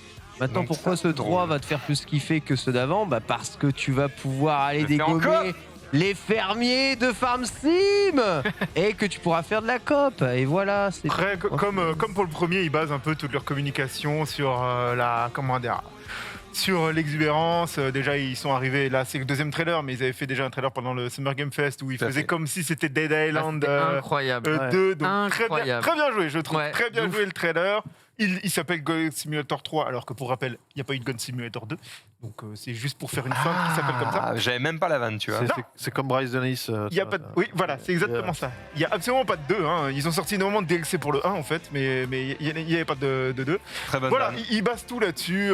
Ils basent tout sur. Voilà, ça va être fun, ça va être des gingos. On va envoyer du. C'est exactement la même façon qu'a eu Saints Row de se dégager de GTA. C'est en commençant en faisant tout et n'importe quoi. Genre tout ce que vous pouvez pas faire dans GTA, vous pouvez le faire dans Saints Row. Voilà, c'est un peu ce même genre de communication. Vous pouvez tout faire, quoi. Eh bien, on verra en tout cas s'ils vont tout vendre à la sortie. C'est ce qu'on leur souhaite sur ce God Simulator 3. Fin de l'Epic Game Store Showcase. Manifestement, à peu près 13 jeux qui ont été présentés. C'était pas la conférence la plus dingo. C'était un petit truc qui s'est glissé entre deux choses de prévues, quoi. Tu vois, c'est un peu ça l'idée. On va accélérer un petit peu, les amis. On va passer sur le Tribeca, où on a pu parler notamment de Plague Tale Requiem. Très sympathique. Au demeurant, est-ce que quelqu'un veut dire un mot sur Plague Tale, messieurs? Moi, je peux me répéter ce que j'ai dit, parce qu'il a été montré aussi chez Microsoft, il me semble. Oui. C'est que le 1 était inspiré de Last of Us en termes de gameplay, le 2 semble inspiré de Last of Us 2, et que ça fait très très plaisir de voir un décor qui a l'air réaliste, qui se passe en France et qui tranche avec ce qu'on voit souvent en Heroic Fantasy. C'est-à-dire que là, on a quelque chose qui est beaucoup plus médiéval, sans la fantasy, même s'il y a des trucs fantastiques au milieu. En termes de décor, d'architecture, etc., on a quelque chose de beaucoup plus réaliste. Et ça, je trouve que c'est un vrai bol d'air. Donc, moi, je suis très, très curieux de voir ce qu'ils vont faire. J'avais bien aimé le 1, même si on sent qu'il y avait une marge de progression certaine.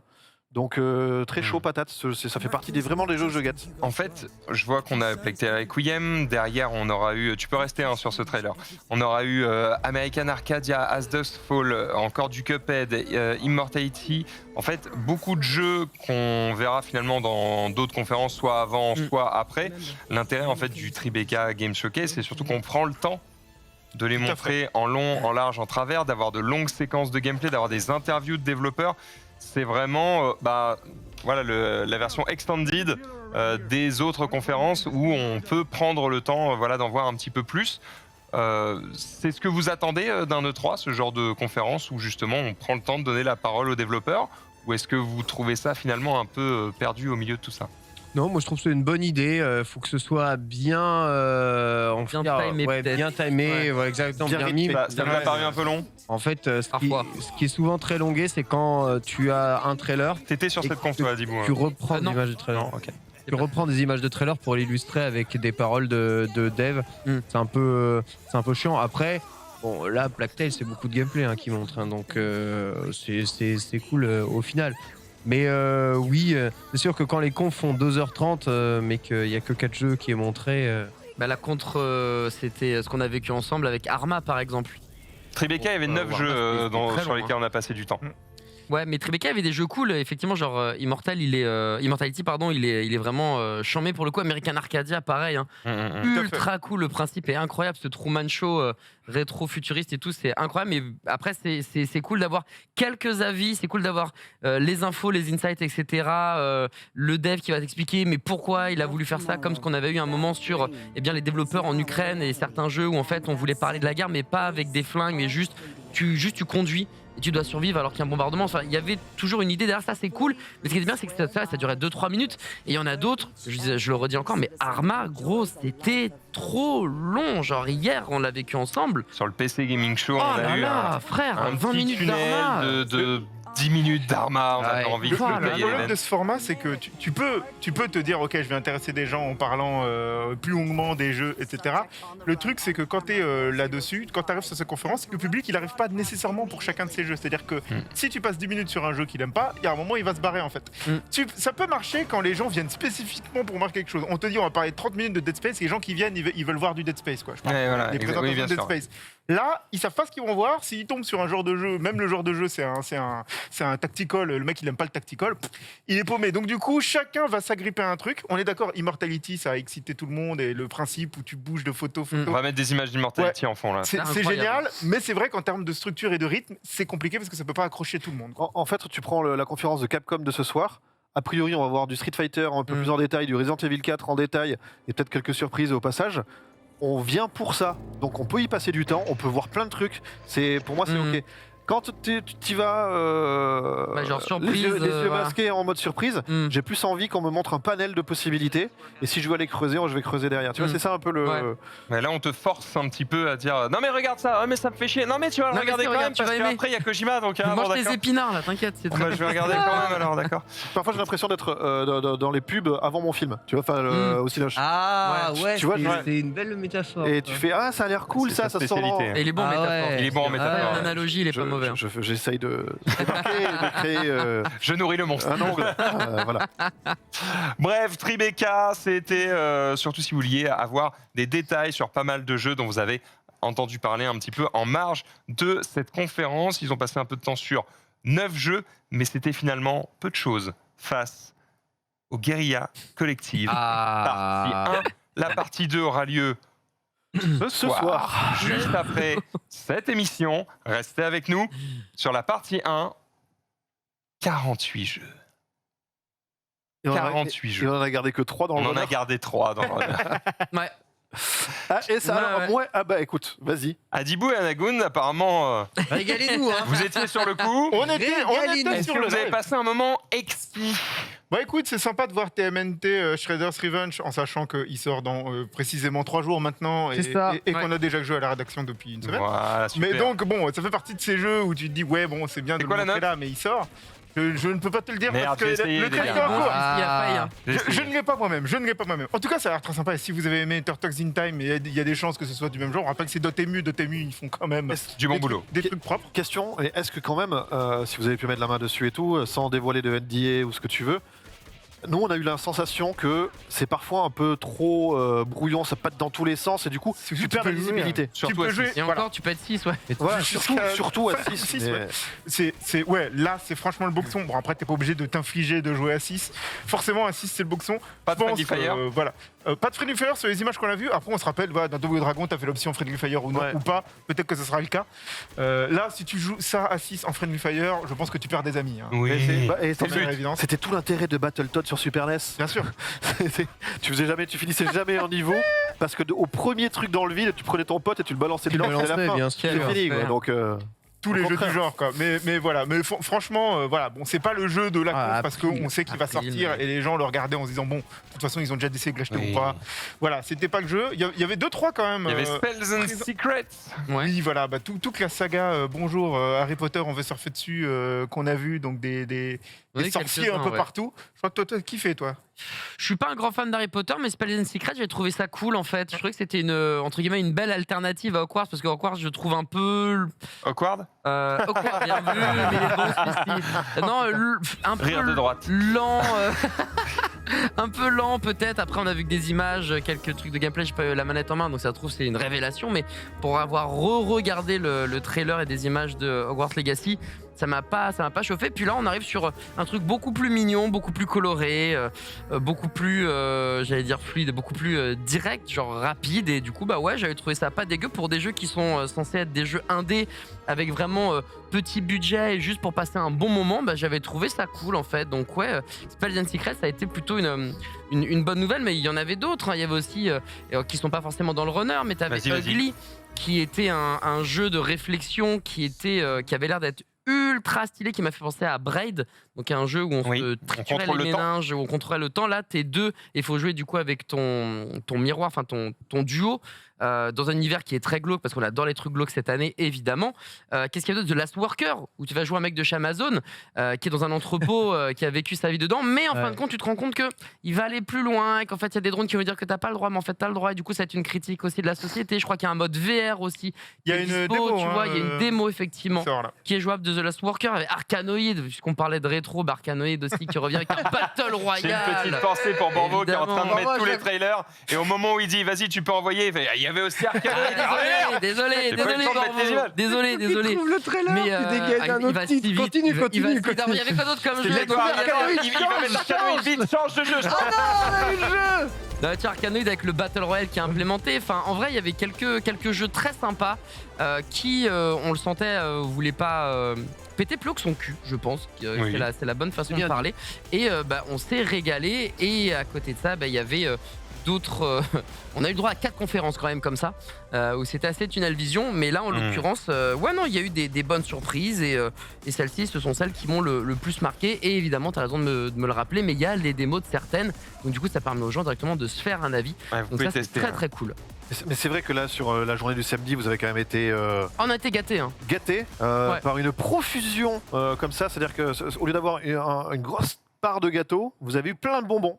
Ouais. Mais là, c'est avec d'une bouchée à chaque fois. Ouais, c'est ça. Là où ils font une terrible erreur. Il est bon en métaphore. On l'a dit qu'il était bon en métaphore. On a dit qu'il était bon, il est bon. Moi, j'ai aucune métaphore, je suis désolé, je vais arriver comme un bourrin. Là où ils font une terrible erreur pour moi sur les jeux indés, c'est qu'ils te présentent tu sens que c'est un peu un fourre-tout. Tu sens que sur le reste, tu as une sélection fatalement, une sélection assez naturelle, dans tous les sens du terme pour le coup. Là, c'est un peu un fourre-tout où tu as des jeux d'assez piètre qualité qui se mélangent avec des jeux qui sont peut-être sympas. Et le problème qu'il y a, c'est que quand tu es sur une licence que tout le monde connaît, Street Fighter, t'as pas besoin qu'on t'explique le principe de Street Fighter. Tu te montes un trailer de Street Fighter, tout le monde sait ce que c'est. Sur des jeux indés, c'est pas le cas. Les 3/4 des jeux indés qu'on a vus, on n'avait aucune idée de ce qu'il fallait faire, Clairement. de ce que c'était ou quoi que ce soit. On te montre 80 jeux. On te montre une ambiance en fait. Donc, il faut que tu t'accroches soit au graphisme qui, en toute sincérité, sont rarement top, soit à une DA, mais ils utilisent tous à peu de choses près la même DA. Il y a quelques-uns qui arrivent à... Un peu de cel shading, on est parti. Soit au genre de jeu, et en toute sincérité, ils n'arrivent même plus à être originaux. Les 3/4, je veux dire, le nombre de jeux où tu as un jardin... et il faut... Non, mais... Attention, il y a des jeux qui s'en sortent, mais sur les. Non, mais je suis d'accord avec toi. Je suis d'accord avec toi. Sur les 140 jeux qu'on a vus, il y en a peut-être 20 qui avaient un concept qui pouvait être sympa. Il y en a 120. Tu pouvais directement les jeter à la poubelle ou les mettre dans une même case. Tu as joué à un jeu, tu as joué à 15 jeux. J'ai déjà joué à ça, j'ai joué à ça. Et c'est hallucinant. Après, attention, c'est un peu dur. J'entends ce que tu dis pour nos amis les indés qui peut-être nous regardent ce soir, mais on s'enjaille pas mal sur Callisto Protocol, qui n'invente pas grand-chose. Il le fait très très bien, mais il n'invente rien. Oui, mais c'est quelque chose qu'on n'a pas revu depuis un petit moment. Donc c'est cool de le réavoir. Certes. Là, le jeu indé, enfin dans la pour une fois que j'essaie de critiquer les AAA, excusez-moi. Il y en a tellement qui sortent et ils se ressemblent maintenant tellement tous. Et c'est vrai, dès qu'il y en a un qui se distingue par sa direction artistique, il sort immédiatement du lot. C'est un truc de fou. Et tous les autres sont noyés un peu dans les noms qui ne se retiennent même plus les uns les autres. Il y en a tellement. Tu prends l'an dernier, il y avait eu des tunnels de jeux indés comme ça. Il y en a un où on a fait il a l'air pas mal ce petit renard là, on l'avait déjà vu en plus. Paf, aujourd'hui c'est Tunic, tout le monde l'a encensé. Voilà. Et tu te souviens de tous les autres qu'il y avait avant et après Tunic? Pas du tout. Voilà, j'en profite en gros pour faire une liaison avec un sujet que je voulais aborder. Je vois le temps qui file et il y a quand même des choses dont je veux parler. Il y avait le Wholesome Direct que vous avez mangé aussi. 61 jeux présentés, on en a gardé 6 sur le runner. Il y avait le Future of Play, 19 jeux présentés. On en a gardé 1 dans le runner. Il y avait le Future Game Show, 35 jeux présentés. On en a gardé, pareil, 5 ou 6. Là, on ne va pas aborder tous ces jeux-là parce qu'on n'a ni le temps ni l'envie. Par contre, la vraie question qu'on peut se poser, c'est y a-t-il trop de jeux ? Y a-t-il trop de jeux ? Y a-t-il une production qui est trop vaste ? Y a-t-il trop de jeux à qui on donne la parole ? Parce qu'avant, en fait, il y avait peut-être autant de jeux, c'est juste qu'en fait, ils sortaient dans la confidentialité la plus totale sur Steam, et puis merci, au revoir. Ouais. En fait, est-ce que c'est pas plutôt... Est-ce qu'on donne pas cette visibilité aux jeux indés de manière plus. Le reste du temps. Voilà, tu vois. Est-ce qu'on ferait pas mieux de faire une conf, je dis n'importe quoi, mais tous les 3 mois, plutôt que de se dire, allez, c'est une fois dans l'année, les gars, et puis c'est maintenant ou jamais. Donc ce manque de visibilité qui a l'air d'être terrible. 10 jeux par semaine, tac, tac, tac, tac, tac, tac. Ah, merci. Et là, t'es bien et tu t'as pas effectivement 200 jeux comme on s'est mangé en 5 heures, quoi. Donc c'est peut-être pas forcément ce qu'il y a trop, entre guillemets, de il envoie Paper Trails, qui a l'air d'être une dinguerie, pareil, un jeu d'énigmes où tu vas tout simplement tirer une feuille et la plier en ce que tu veux pour avancer. C'est génial, de la frappe, c'est un jeu qui existe sur mobile depuis longtemps. Moi, c'est la première fois que je vois ça. C'est très mignon, mais j'ai déjà vu le concept. C'est une sorte de Monument Valley un peu différent, quoi. Ouais, bon. On est jamais convaincu. Non, mais c'est très chouette, mais j'ai déjà vu ça. Ah ouais, non, mais c'est pas nouveau, mais dis-toi bien que c'était un des jeux les plus originaux qui ont été montrés samedi. Clairement. Donc ça te donne une idée. Zoeti, c'est pareil. Hein. Zoeti, il avait l'air vachement sympa. C'est un espèce de jeu, on va dire, à Slay the Spire, mais avec un gameplay où tu joues avec les cartes un peu comme tu joues au poker. Et qui rappelle du coup un peu Batten Kaitos derrière. Donc je viens déjà de te citer des trucs qui existent, tu vois. Ouais, et Batten Kaitos, tu m'as donné envie. Ah bah écoute,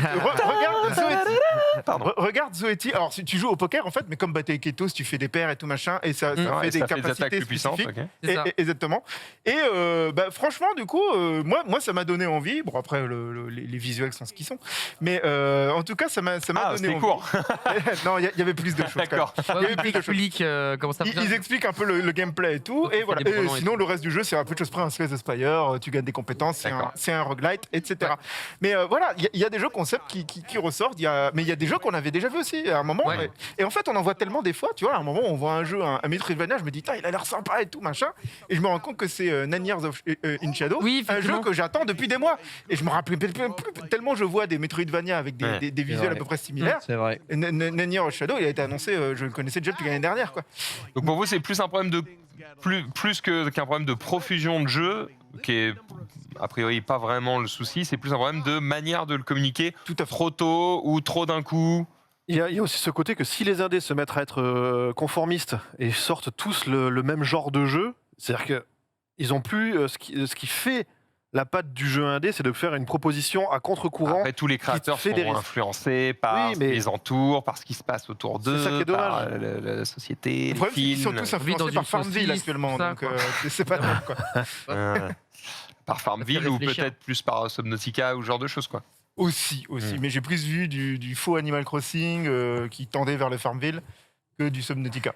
Bon, en tout cas, j'ai l'impression que je n'étais pas là vendredi et samedi et que j'ai plutôt bien fait de pas être là. Moi, c'est ce que je retiens de ce qu'on est en train de se dire. C'était sympa quand même, on a passé un bon moment. On était bien accompagnés, tu vois, c'est comme hier soir. La conf était ce qu'elle était. Au moins, on a passé un bon moment, on a rigolé. Puis on a trouvé 2-3 pépites. Voilà, pareil, on va pas tout citer, mais il y a un Bloodborne en pixel qui s'appelle The Last Face qui a l'air d'être trop stylé. Ah oui, on a parlé de celui-là. Celui-là, il a l'air d'être dingue pour le coup, et je vais m'arrêter là parce que Borbo est en train de chercher, donc je vais pas partir sur un autre jeu. Vas-y, tu vas rester sur The Last Face. Mais du coup, il y en a un autre qui s'appelle Sunday Gold de Team 17 aussi qui était pas mal. Mais tu vois, genre vraiment The Last Face, il est cool, et il rajoute en plus un côté pouvoir de feu, de glace, d'éclairs, etc. qui moi me hype assez et qui est gore, un univers par contre très difficile apparemment parce qu'on le considère comme un Bloodborne. Mais on pourrait aussi le voir comme un Castlevania. Bref, il y a eu quand même quelques trucs cool et on a passé un bon moment. C'était pas les meilleurs confs, évidemment. Visuellement, ça fait penser pas mal à Dead Cells, qui était très réussi dans ce style aussi. Et c'est très fluide, c'est plutôt moderne. Ouais, non, totalement. Et les effets, voilà, c'est pas juste. Mais encore une fois, ça n'invente rien, ça le fait juste très très bien. Ah, tout à fait. Voilà. Oui, ça peut être cool aussi. Mais ça peut être cool aussi. Sur Callisto ne rien inventer, moi ça me va très bien si c'est extrêmement bien réalisé. C'est comme les BR en fait. Les BR, ce qui est cool, c'est tous les mêmes, mais chacun sa patte. Fortnite, il y a les constructions. PUBG, c'était le côté un peu plus, on va dire, simulation. Tu vois, chacun son Apex hyper nerveux, t'es que 3. Enfin, voilà, tous les BR réinventent pas la roue, mais comme chacun sa patte, c'est ça qui est cool. Et c'est pareil pour les jeux indés, tu vois. Ils réinventent rien parfois c'est des révolutions, mais parfois c'est juste un copier-coller. Mais il y a le truc qui est différent, qui fait que, ok, j'accepte d'y jouer, j'accepte de l'acheter. Est-ce qu'on en a vu un peu plus sur Palworld. Je vois qu'il est dans Ah, le trailer de évidemment, Future Game Show. Palworld, Et moi, évidemment. Trailer un ersatz de Pokémon un peu moins Il a envie de cucu crever, la Ken. praline, moi ça m'intéresse. Mais c'est parce que ce jeu a l'air de pas exister, c'est ça qui est un truc de fou. Comment ça? À chaque trailer qui sort, on a l'impression qu'ils mettent une succession de trucs. Je suis désolé, ils random, font tout ce qu'on attend de Gé- Pokémon depuis des années qu'ils n'ont générés jamais fait. par un moteur Déjà un jeu graphique. beau, C'est génial. Ah, C'est génial, ouais, regarde. Ouais. Regarde, pouf. ça a l'air trop bien. C'est tellement Et absurde, bam. t'as envie d'y jouer, bien sûr. J'ai absolument envie de jouer à T'es ça. obligé. T'as pas envie de jouer à ça, Ken? T'as envie d'être sur le lama mignon ou de jouer avec cette créature-là ou J'ai envie ça, de là faire un Monster Hunter avec des Pokémon, avec un design qui date de 2022 et pas de Regarde, 99. T'as envie de faire lol, pouette, oh là là, Avec il un, est tombé. avec un Locklast qui a des lance-missiles. C'est-à-dire que tu ne demandes pas de Mais faire ultra laser, tu demandes franchement, de faire lance-missile. Franchement, Mais trop bien. Regarde Ok, ça. oui, trop bien. Mais ce jeu existe-t-il? Quelqu'un a-t-il joué à ce jeu? Bah ça Parce va qu'à arriver, chaque- laisse-lui le chaque- temps. À chaque fois, c'est Callisto des... Protocol existe-t-il? À chaque fois, c'est des trailers montés. Mais c'est le 5e trailer monté comme ça qu'on voit. À Ah, chaque là, fois, tu il nous vois montre quand la... même que du gameplay, Il nous frérot. montre Oui, c'est ça. Il nous montre toujours la même chose, à savoir on tire sur des Pokémon, il y a des Pokémon qui tirent sur des Pokémon. À la On fait du Tower AK-47. Defense, on T'as fait des du moutons à la Ozzy. En AK, vrai, c'est trop bien. Il y a de la fusion, il y a des machins, il y a un En vrai, open noir, on sait pas. Les bazookas qui envoient des pingouins, je trouve ça drôle. L'espèce de ronflex qui se prend un arbre au niveau de la jugulaire, enfin tu vois, je trouve ça drôle. Par contre, les mecs avec des armes un peu réalistes, je trouve que là, ça marche pas. Surtout qu'en plus, Mais c'est le encore, propos du jeu. ça partirait. Mais justement, Parce que ça les partirait sur du Pokémon gore. se font prendre en esclavage et ce genre de choses. Mais ça partirait sur du gore derrière, tu comprendrais le délire À la jusqu'au bout. Petri Friend. Mais le truc, c'est que voilà, à la Happy Tree Friend, mais le truc, c'est que Ça reste enfantin. enfantin, machin, c'est juste qu'à un moment, il est en train de tirer avec une calache. Mais C'est ça. tout le reste reste enfantin, du Bah, coup, j'ai attends, l'impression que ça va pas au bout du délire. tout- quoi. Oui. Nos enfants jouent à Fortnite, les amis. Bref. Est-ce que je sais pas. Nintendo et la Pokémon Company laissent faire ou est-ce Oui, que, de toute façon, il n'y a pas de, tu sais qu'il n'y a pas de. À partir du moment où il y a ils pas ont de laissé brevet sur la Poké copie Clicker. dans le jeu vidéo, donc tu peux Ils faire n'ont ce pas que inventé tu les veux. monstres mignons. Hein. Non mais voilà, est-ce qu'il n'y a pas eu un, je sais pas. C'est vrai que la Pokéball, bon, Ouais. lance un truc. c'est une Franchement, Pokéball, quoi. mis à part le Ah, il y côté. avait la capsule dans Dragon Ball. Hein. À part Ça va dans l'autre sens, ça petits sort, ouais. monstres C'est vrai, à hein, capturer, il n'y a pas grand chose à voir avec Pokémon. Hein, donc, c'est. Moi, j'attends de voir ce jeu, de voir est-ce qu'il existe, est-ce que c'est vraiment bien, est-ce que c'est agréable à Il y a jouer. du multi. Ouais, c'est ça, déjà. Quoi, Ah. c'est quoi ce jeu? C'est déjà une belle avancée. Je par rapport. veux juste Et- savoir s'il existe ou si c'est pas encore les millièmes trailers Steam dont nous parle Panta qui sont juste là pour voir ce qui intéresse les gens et on regarde ce qui les a intéressés dans des trailers au pif et on fait ça du jeu. Tu vois ce que je veux dire? Parce que là, ça fait 2 trailers, on n'a pas vu du housing alors que le trailer précédent, tu pouvais construire ta maison et faire du Farmville aussi, tu vois. Ça veut rien dire, ça. C'est des jeux de chiasse où ils mettent tout et n'importe Ah quoi là là. dedans. Et à la fin, on regarde ce qui plaît aux gens et puis on fait ça du jeu. Et Franchement. est-ce qu'on peut avoir un mot juste sur pour passer à autre chose parce que là, je Vas-y, crois que Ken a un peu clos le Ah, il a cloué la conversation. ouais. Est-ce que moi j'aurais voulu voir quelques images de Entropy Center Oui. en l'occurrence. Le Portal 3 du Ouais, futur. c'est ça. Oui. Si c'est celui auquel parce que je crois j'ai vu passer. Bravo. Ouais. Tu veux pas regarder Entropy Center, frérot. Lovebird ou Kaichu, c'est du date dans 3 zones. Non, tu veux pas voir des oiseaux On qui a se déjà date, eu ça. Ça, c'est I génial. to full boyfriend.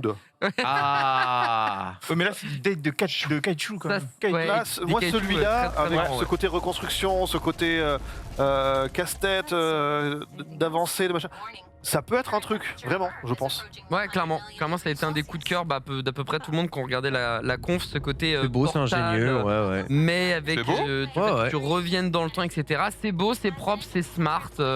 Voilà. Honnêtement, ça a été une très très belle surprise qu'on a pu vivre ensemble et Panta a été bouillant à l'idée de voir ceci. Puis en plus, tu sers vraiment ce que tu dois sauver, le monde. Ouais. Donc en plus, tu as vraiment un but très précis et très utile évidemment. Mais ouais, même l'humour au niveau du flingue qui est ton meilleur ami est mortel. Ouais, ça c'est une très très belle surprise. Très très grosse effectivement. inspiration On- Portal, évidemment. Évidemment. Oh oui. On a parlé de Palworld qui aura un procès de chez Pokémon, on parle de Trophy Center qui aura un procès de Valve, on peut parler de Turbo Golf Racing qui Ah oui. manifestement aura un procès de Rocket Rocket League. League, ouais. Voilà, bah on va jeter un œil, Ah, on va jeter un œil à là, tous les procès.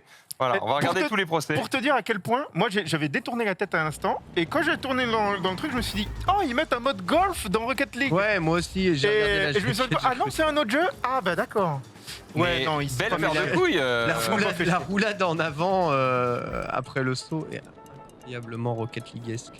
Regarde ça. Bah ouais, Ah ouais, mais non, bon. mais En même temps, Cool. c'est pas parce que des mecs ont inventé un genre de jeu qu'il faut pas le refaire. Mais Sinon, encore une on fois, jouera encore à mais Doom. bien sûr, Regarde, mais- ah non, mais mais du évidemment, Minecraft Sinon, il y aurait après, pas de- ou- tu vois, pas de League of Legends. De toute façon, Epic vont la faire à l'envers. Hein. Ouais. Comme ils ont refait le mode imposteur dans Fortnite, t'inquiète pas Ouais. qu'ils vont faire un mode golf dans Rocket League et ils auront coupé l'herbe sous le pied C'est vrai que tu fais à le l'arroseur reverse arrosé. Hein. engineering comme J'avoue. Teamfight C'est vrai. Tactique avec les trucs, enfin le mode de Dota qui était à la base Ouais, les Dota Chess, auto-battleurs, ouais, mode auto-chess.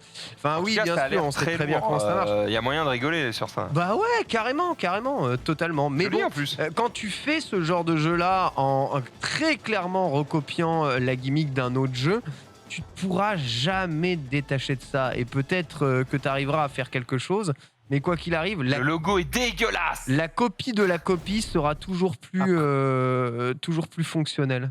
Après, regarde Forza avec son mode Hot Wheels qui va aller du côté de Trackmania gentiment. Tu vois, il y a de ça aussi. Enfin, c'est pas nouveau qu'il y ait des licences qui se regardent les unes les autres. Sauf que dans l'autre sens, Trackmania avait déjà pris le principe de Twix, ils avaient déjà fait des trucs avec Toll Tweets avant, donc dans le principe, je trouve que c'est moins. Même La si foule, t'as la raison, foule, hein, t'as la raison dans le fond, foule, hein. hein. Tiens, le petit Forza Hot Wheels. Ça donne envie de jouer. Ça donne envie. Mais le dernier DLC était déjà Ça bien. donne envie, sur c'est le ce qui cas. va d'ailleurs nous permettre de passer tranquillement sur le Xbox and Bethesda Game Showcase. Ah. Où il y a Oh eu yeah. quand même pas mal de choses un petit peu hypantes, les amis. Dans combien de temps est le Guerilla Collective on a encore 15 minutes, c'est ça 15 Ouais. Dans 16 minutes 16 minutes 16 apparemment. minutes, hein, ça On va va se vite. panier le cul parce que. hein, Manier le fion là, pas 16 trop, minutes, trop, hein. faut pas trop traîner. Et on a une ouverture avec Redfall, ce jeu en PvE où on doit fumer du vampire. C'est du Bethesda pour le coup. J'ai l'impression que ça n'a pas enjaillé grand monde Ah. parce que c'était assez classico-classique. Oh. Je crois que c'est ce que j'ai le plus entendu. Cette expression, je l'ai entendue 10 000 fois en 4 jours, le classico-classique. Voilà, c'est 4 persos. Vous pouvez jouer seul ou en coop avec différentes classes qui vont devoir nettoyer une ville. J'attendais Voilà. une DA beaucoup plus originale. Ouais. Moi, personnellement, Elle est du originale premier pour trailer, du Bethesda. pour du Bethesda, mais bon, après le reste du Voilà. monde s'en fout que ce soit du Bethesda ou pas, mis à part, C'est vrai. mis à part les Américains, quoi.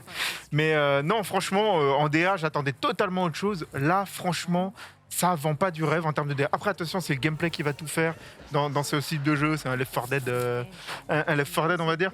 Voilà, il faut voir. Le truc, c'est qu'il y a beaucoup de jeux qui se sont essayés à Left 4 Dead. On se rappelle l'année dernière, il y a eu l'annonce de tous les Left 4 Dead-like de l'histoire avec Anacrusis, machin et tout.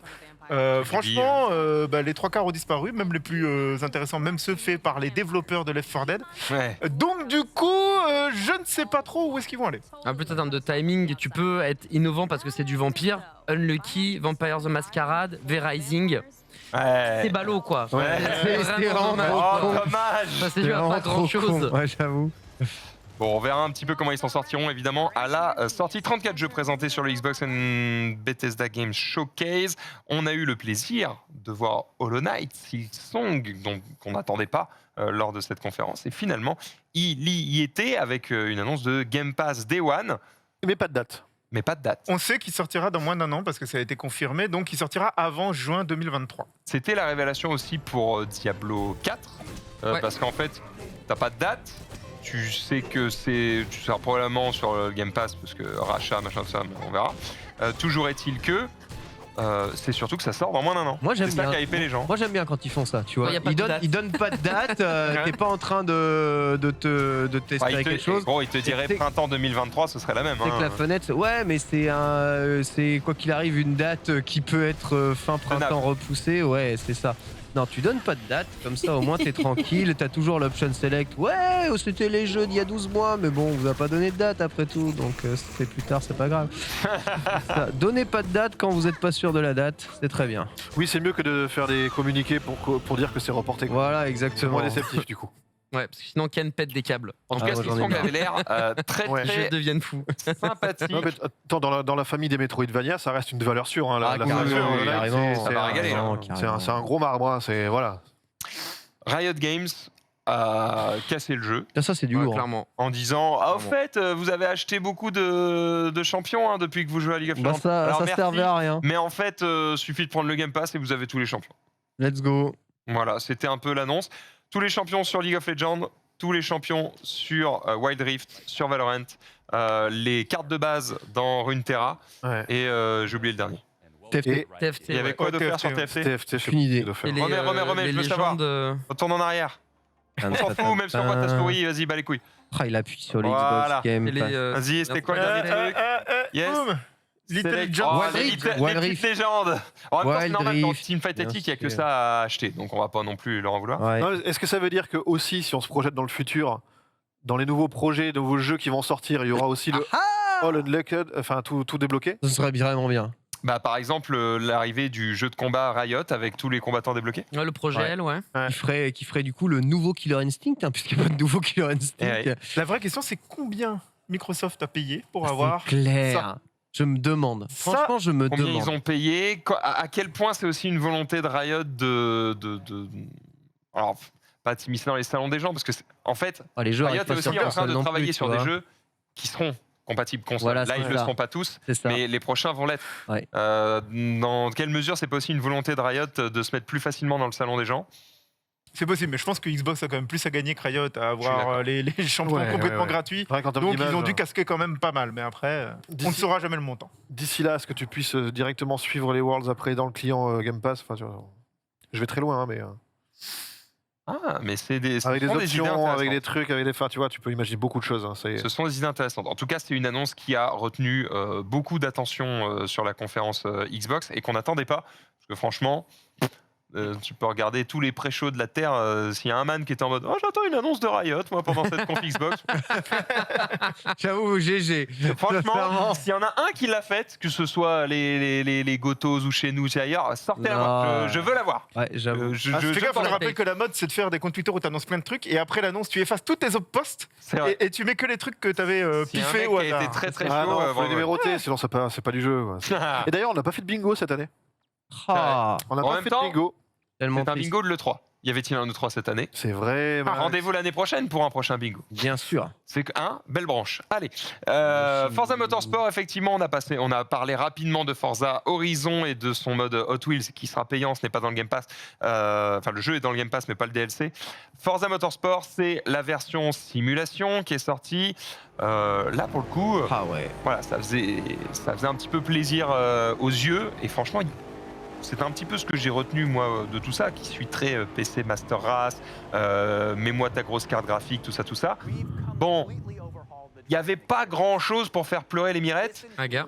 et ce Forza Motorsport, il fait plaisir. Bah ouais, il fallait quand même un peu de graphisme. T'as la démo extraordinaire Parmi aussi les rares à avoir de, cité le mot ray tracing. de Flight Sim. C'est vrai, ils ont cité le mot ray tracing. Hein. 2 fois. Non pas que c'est forcément un non-intérêt parce qu'ils insistent beaucoup justement sur le temps et le jour qui passe avec les différents effets de luminosité, mais aussi sur les différents matériaux que le ray tracing met particulièrement bien en avant. Vous savez, le ray tracing, c'est pas que des reflets, c'est aussi la capacité de gérer la lumière sur les surfaces. Tout ce Et que vous voyez est en ceci, temps réel. Hein. Exactement, et ceci nous fait ressentir l'aluminium comme de l'alu, le verre comme du verre, le bois comme du bois. Et c'est surtout pour ça que c'est assez intéressant d'avoir un bon ray tracing. Bon, on va pas se cacher, le ray tracing de toute façon des consoles next-gen, il est tout pété. C'est pas non plus quelque chose qui va propulser le jeu vidéo vers un nouveau step. Non, mais ce jeu, il sera disponible sur PC, comme Ouais, la plupart des jeux Xbox. Exactement. Donc peut-être que sur PC ça rendra quelque chose d'encore plus impressionnant. Mais en tout cas, les images sont folles et surtout la présentation full gameplay, full temps réel. Mais d'accord quand même. C'est vrai. Bah, d'ailleurs, je vous le dis tout de suite, on ne va pas beaucoup parler du PC Gaming Show, et j'ai un peu l'impression que le vrai PC Ah, Gaming Show, Trop triste. c'était Ouais. Bah oui, la conf Xbox. hein. available on Clairement. PC tout le temps. Tout est available on PC et du coup tous les gros trucs étaient là. Il y avait 2-3 dingueries au PC Gaming Show, mais alors, franchement fallait se battre et avoir très envie pour les voir. On peut peut-être passer un petit peu de temps sur les... Oui, mais Oui, on a non, envie mais- de parler. Justement, à l'opposé du spectre de la vitrine graphique de la Xbox, moi, il y a 2 petits jeux qui m'ont marqué, qui sont plutôt des jeux indépendants. Alors justement, on en parlait tout à Vas-y. l'heure, certains sont noyés dans la masse, mais moi j'ai The Last Case of Benedict Fox, dans un premier temps, C'est vrai. qui est une sorte de Metroidvania Luigi's Mansion Limbo Edition, hein, j'avais noté, qui a vraiment une patte Une graphique, patte graphique. voilà, un truc très intéressant. qui fait pas mal parler. Donc Mais voilà, encore une fois, qui n'invente rien mais qui le fait très bien. c'est ça. Donc celui-là, moi, C'est ça qu'on attendait cette année, des jeux qui n'inventent rien mais qui le font très bien. non, mais c'est Peut-être, la deuxième couche du gâteau, quoi. La première, c'est d'être surpris vraiment. La deuxième, c'est d'avoir des produits de qualité. C'est vrai que tu voulais être surpris cette année en plus, Menro. Bah, comme d'hab. Et finalement, Année de merde, hein. voilà. Donc, il y a celui-là, moi, qui m'a un peu tapé dans l'œil quand même. Et il y en a un qui s'appelle Cocoon, qui lui, pour le coup, est par le créateur de Limbo. Et là, on a quelque chose d'assez sympathique dans le Beaucoup monde des plus insectes. inventif pour le coup. Ouais, carrément. Carrément. Et donc ça a l'air d'être des petits casse-têtes voilà, dans un univers microscopique. Merci Borvo. Et surtout cette capacité voilà, de passer dans les mondes, entre les mondes, paf, petite référence dissimulée à Star Wars au passage. Et du coup, voilà, moi, Je l'ai pas vu la ref. c'est le monde entre les mondes. Mais, mais du coup, voilà, moi j'aime beaucoup ces deux titres. Font partie, comme j'avais eu Tunic, que je vais regarder de près dans les semaines et dans les mois qui viennent. Parmi les jeux qui avaient l'air agréables à jouer, celui-ci, il est dans mon top 3. Très clairement. C'est incroyable. Normalement, dans les mécaniques où tu prends des objets, tu les portes et tu les jettes, tu as toujours des animations ultra lentes, ultra saccadées. Là, j'ai l'impression que tu peux tout faire Ça se fait dans la fluidité. absolue. Et tu vois, tu changes aussi entre les mondes. Incroyable grâce à la puissance extraordinaire du SSD. Non, pas du tout. Mais Bien tenté. Ah, purée. Un joueur PlayStation aurait pu. aurait pu déjà faire vibrer sa manette taptique. Non, c'est vrai. Est-ce qu'on peut revenir un petit peu sur Diablo 4 parce que ça reste quand même de parmi ouf, les annonces qui évidemment. ont un petit peu marqué ici. Évidemment. On n'était pas certain d'avoir des annonces Activision Blizzard parce que le rachat n'est pas encore totalement acté. Il y a un monde où peut-être comment on dit les mecs qui gèrent la concurrence là. Hein Aidez-moi. Les Deux, parce que concurrenciers. c'est pas- Oui, aux States, justement, il y en a qui Les mecs avaient qui dans disent l'ongle. non, si tu rachètes ça, tu vas être trop fort, on t'interdit de le Ah, racheter. les interdictions de monopole. Voilà, exactement. Et il y a un monde où ils leur disent bah non, niquez-vous, vous l'aurez pas. Donc c'est pas encore gravé dans le marbre. Toujours est-il que c'est quand même manifestement bien parti puisqu'on a eu l'annonce indirectement via la présence de Diablo 4 ici De Overwatch 2. Et d'Overwatch 2. et d'Overwatch aussi, 2 ouais, totalement. que Diablo 4 sort dans moins de 12 mois. Let's go. Exactement, et Overwatch 2 et Diablo 4 ne font pas partie du Game Pass. Non. Voilà. Après, pour Overwatch 2, comme ça va être du free-to-play, ça a été annoncé, il faut bien gagner des sous. Donc, si tu le mets dans le Game Pass, tu flingues ton Battle Pass, tu flingues tous tes cosmétiques, etc. En revanche, pour Diablo, on ne sait pas encore comment ça va se passer. Je pense que le jeu sera évidemment pas gratos. J'espère qu'il n'y aura pas un hall des ventes comme c'était le cas dans Diablo 3 où vente aux enchères à la con, mais à la limite peut-être un peu de cosmétiques, etc. Pas le même modèle économique non plus que Diablo Immortal qui fait vraiment couler énormément d'encre en ce moment. Et Il a fallu 3 jours. par rapport au jeu en lui-même, j'ai trouvé que toutes les séquences de gameplay étaient moins colorées, moins attrayantes. Alors c'est plus sombre, clairement, c'est plus adulte. Diablo 3 avait été en mode Rocky Coolol, donc là on est en mode très sérieux. Très gothique. En plus, on a eu le nécromancien en trailer, donc nécromancien, voilà celui qui s'amuse avec la vie et la mort. Donc en termes de, il a un flow incroyable. Là, le sort de vague de sang, je suis désolé, je ne toujours pas remis. Hein. Mais par rapport au gameplay qui était proposé il y a quelques mois, je le trouve moins spectaculaire et moins lumineux. Après, j'ai l'impression d'être le seul au monde à être tatillon par rapport à ça. Mais je trouve, tu vois, quand Limic ou la sorcière lance son orbe de glace suivi d'une pluie de glace, j'ai l'impression que c'est un grêlon, de la grêle qui tombe et ça m'a pas du tout scotché la gueule. Donc j'espère juste que ça va être un peu plus spectaculaire, lumineux, électrique. Ce jeu-là, avec les effets voilà. visuels de Dragon's Dogma, par exemple, si t'es un jeu qui a des effets visuels à tomber par terre, ça aurait pu donner quelque chose de lourd, mais ouais, je suis d'accord avec toi. Ça s'appelle Lost Ark, les amis. Ouais, ça s'appelle Lost Ark. Ils prévoient un open world, ils ont montré du PVP aussi, ils ont parlé du endgame du jeu, alors que le jeu est pas sorti en mode on sait ce qui vous intéresse. TKT frère, le jeu, il y aura de quoi jouer, tu pourras farmer à l'infini. J'ai trouvé cette présentation très convaincante, personnellement. Kojima était présent lors de cette conf pour rien dire. Ouais. Vous voulez jouer avec le cloud? Il est arrivé, il a dit bonjour, grâce au cloud de Microsoft, je vais pouvoir faire un jeu que je rêve de faire depuis longtemps. Par contre, frère, sois patient, ça sort pas avant des années et des années. J'ai à peine commencé, laisse-moi tranquille. Voilà. Pour après aussi dire, mais je bosse aussi avec PlayStation, hein, donc bon. Ouais, c'est tous les deux dans le même panier, il faut qu'il mange ce monsieur. C'est pas ça, c'est que quand il fait un jeu pour PlayStation, à aucun moment il fait un tweet en mode non mais vous en faites pas, je pourrais faire des trucs avec Microsoft. Par contre, dès qu'il fait un truc avec Microsoft, il est obligé de tweeter que je non, vous en faites pas, avec PlayStation on s'entend bien, c'est pas terminé. Allez, relou les gars, quoi. Juste, Nos amis nippons. soyez contents qu'on ait un petit peu de tout partout. Ce que j'allais vous dire d'autre, c'est que le dernier jeu évidemment qu'on a vu pendant cette conf Xbox Bethesda, c'est peut-être celui qu'on attend parmi ceux qu'on attendait le plus, Starfield. Bah ouais. Évidemment, qui a été présenté en long, en large et en travers. A-t-il déçu? C'est la question que je vous pose. Mais non. Écoute, moi je suis encore à convaincre, notamment j'en parlais quand on a terminé la conférence Xbox, enfin le débrief, c'est j'aurais beaucoup aimé voir voilà, que là ce qu'on voit là, ce monsieur avec son gun, il va dans son vaisseau, on voit le vaisseau qui décolle et on le voit sortir dans l'espace pour voir si ça se fait en gameplay direct, sans chargement ou presque avec des chargements maquillés dans les nuages, quoi.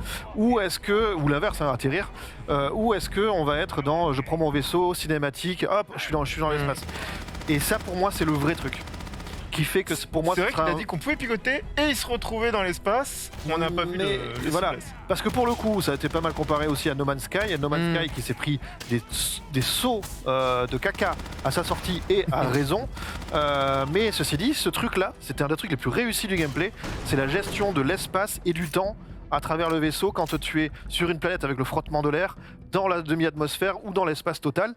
Et c'est vraiment une leçon pour ce truc-là. Donc je suis très curieux de voir si celui-là va aller jusque-là. Et c'est ce qui fera que le jeu m'accrochera absolument.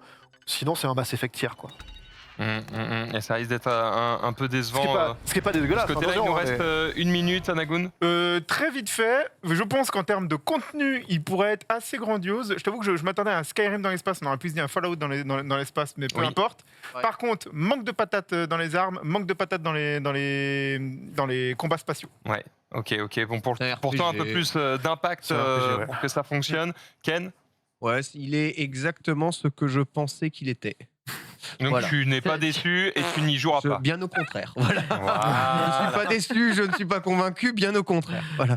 Ça Et enfin, incroyable. Adi. Mais il reste 30 secondes, donc je terminerai sur un non merci. D'accord. Et ben, je t'avoue Ah ouais. que moi qui l'attendais énormément, je me souviens avoir été celui qui avait prédit qu'ils allaient en parler l'année où ils l'ont mentionné en premier. Eh bien, je suis extrêmement déçu aussi.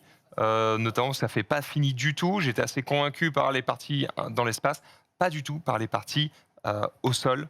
Ça va Arme à être la main. bien, Max. Tu vas voir. ça va J'ai être l'impression que c'est du Bethesda. C'est genre pas fini. J'ai l'impression de voir un espèce de Fallout 76 dans Ça l'espace. sortira pas fini. non Ça plus, m'emmerde. hein. Je retiens juste sortira pas un fini. truc, moi, de toutes ces conférences. Un truc, Vas-y. c'est que j'ai plus de jeux qui étaient absents que de jeux qu'on a montré qui vont plus.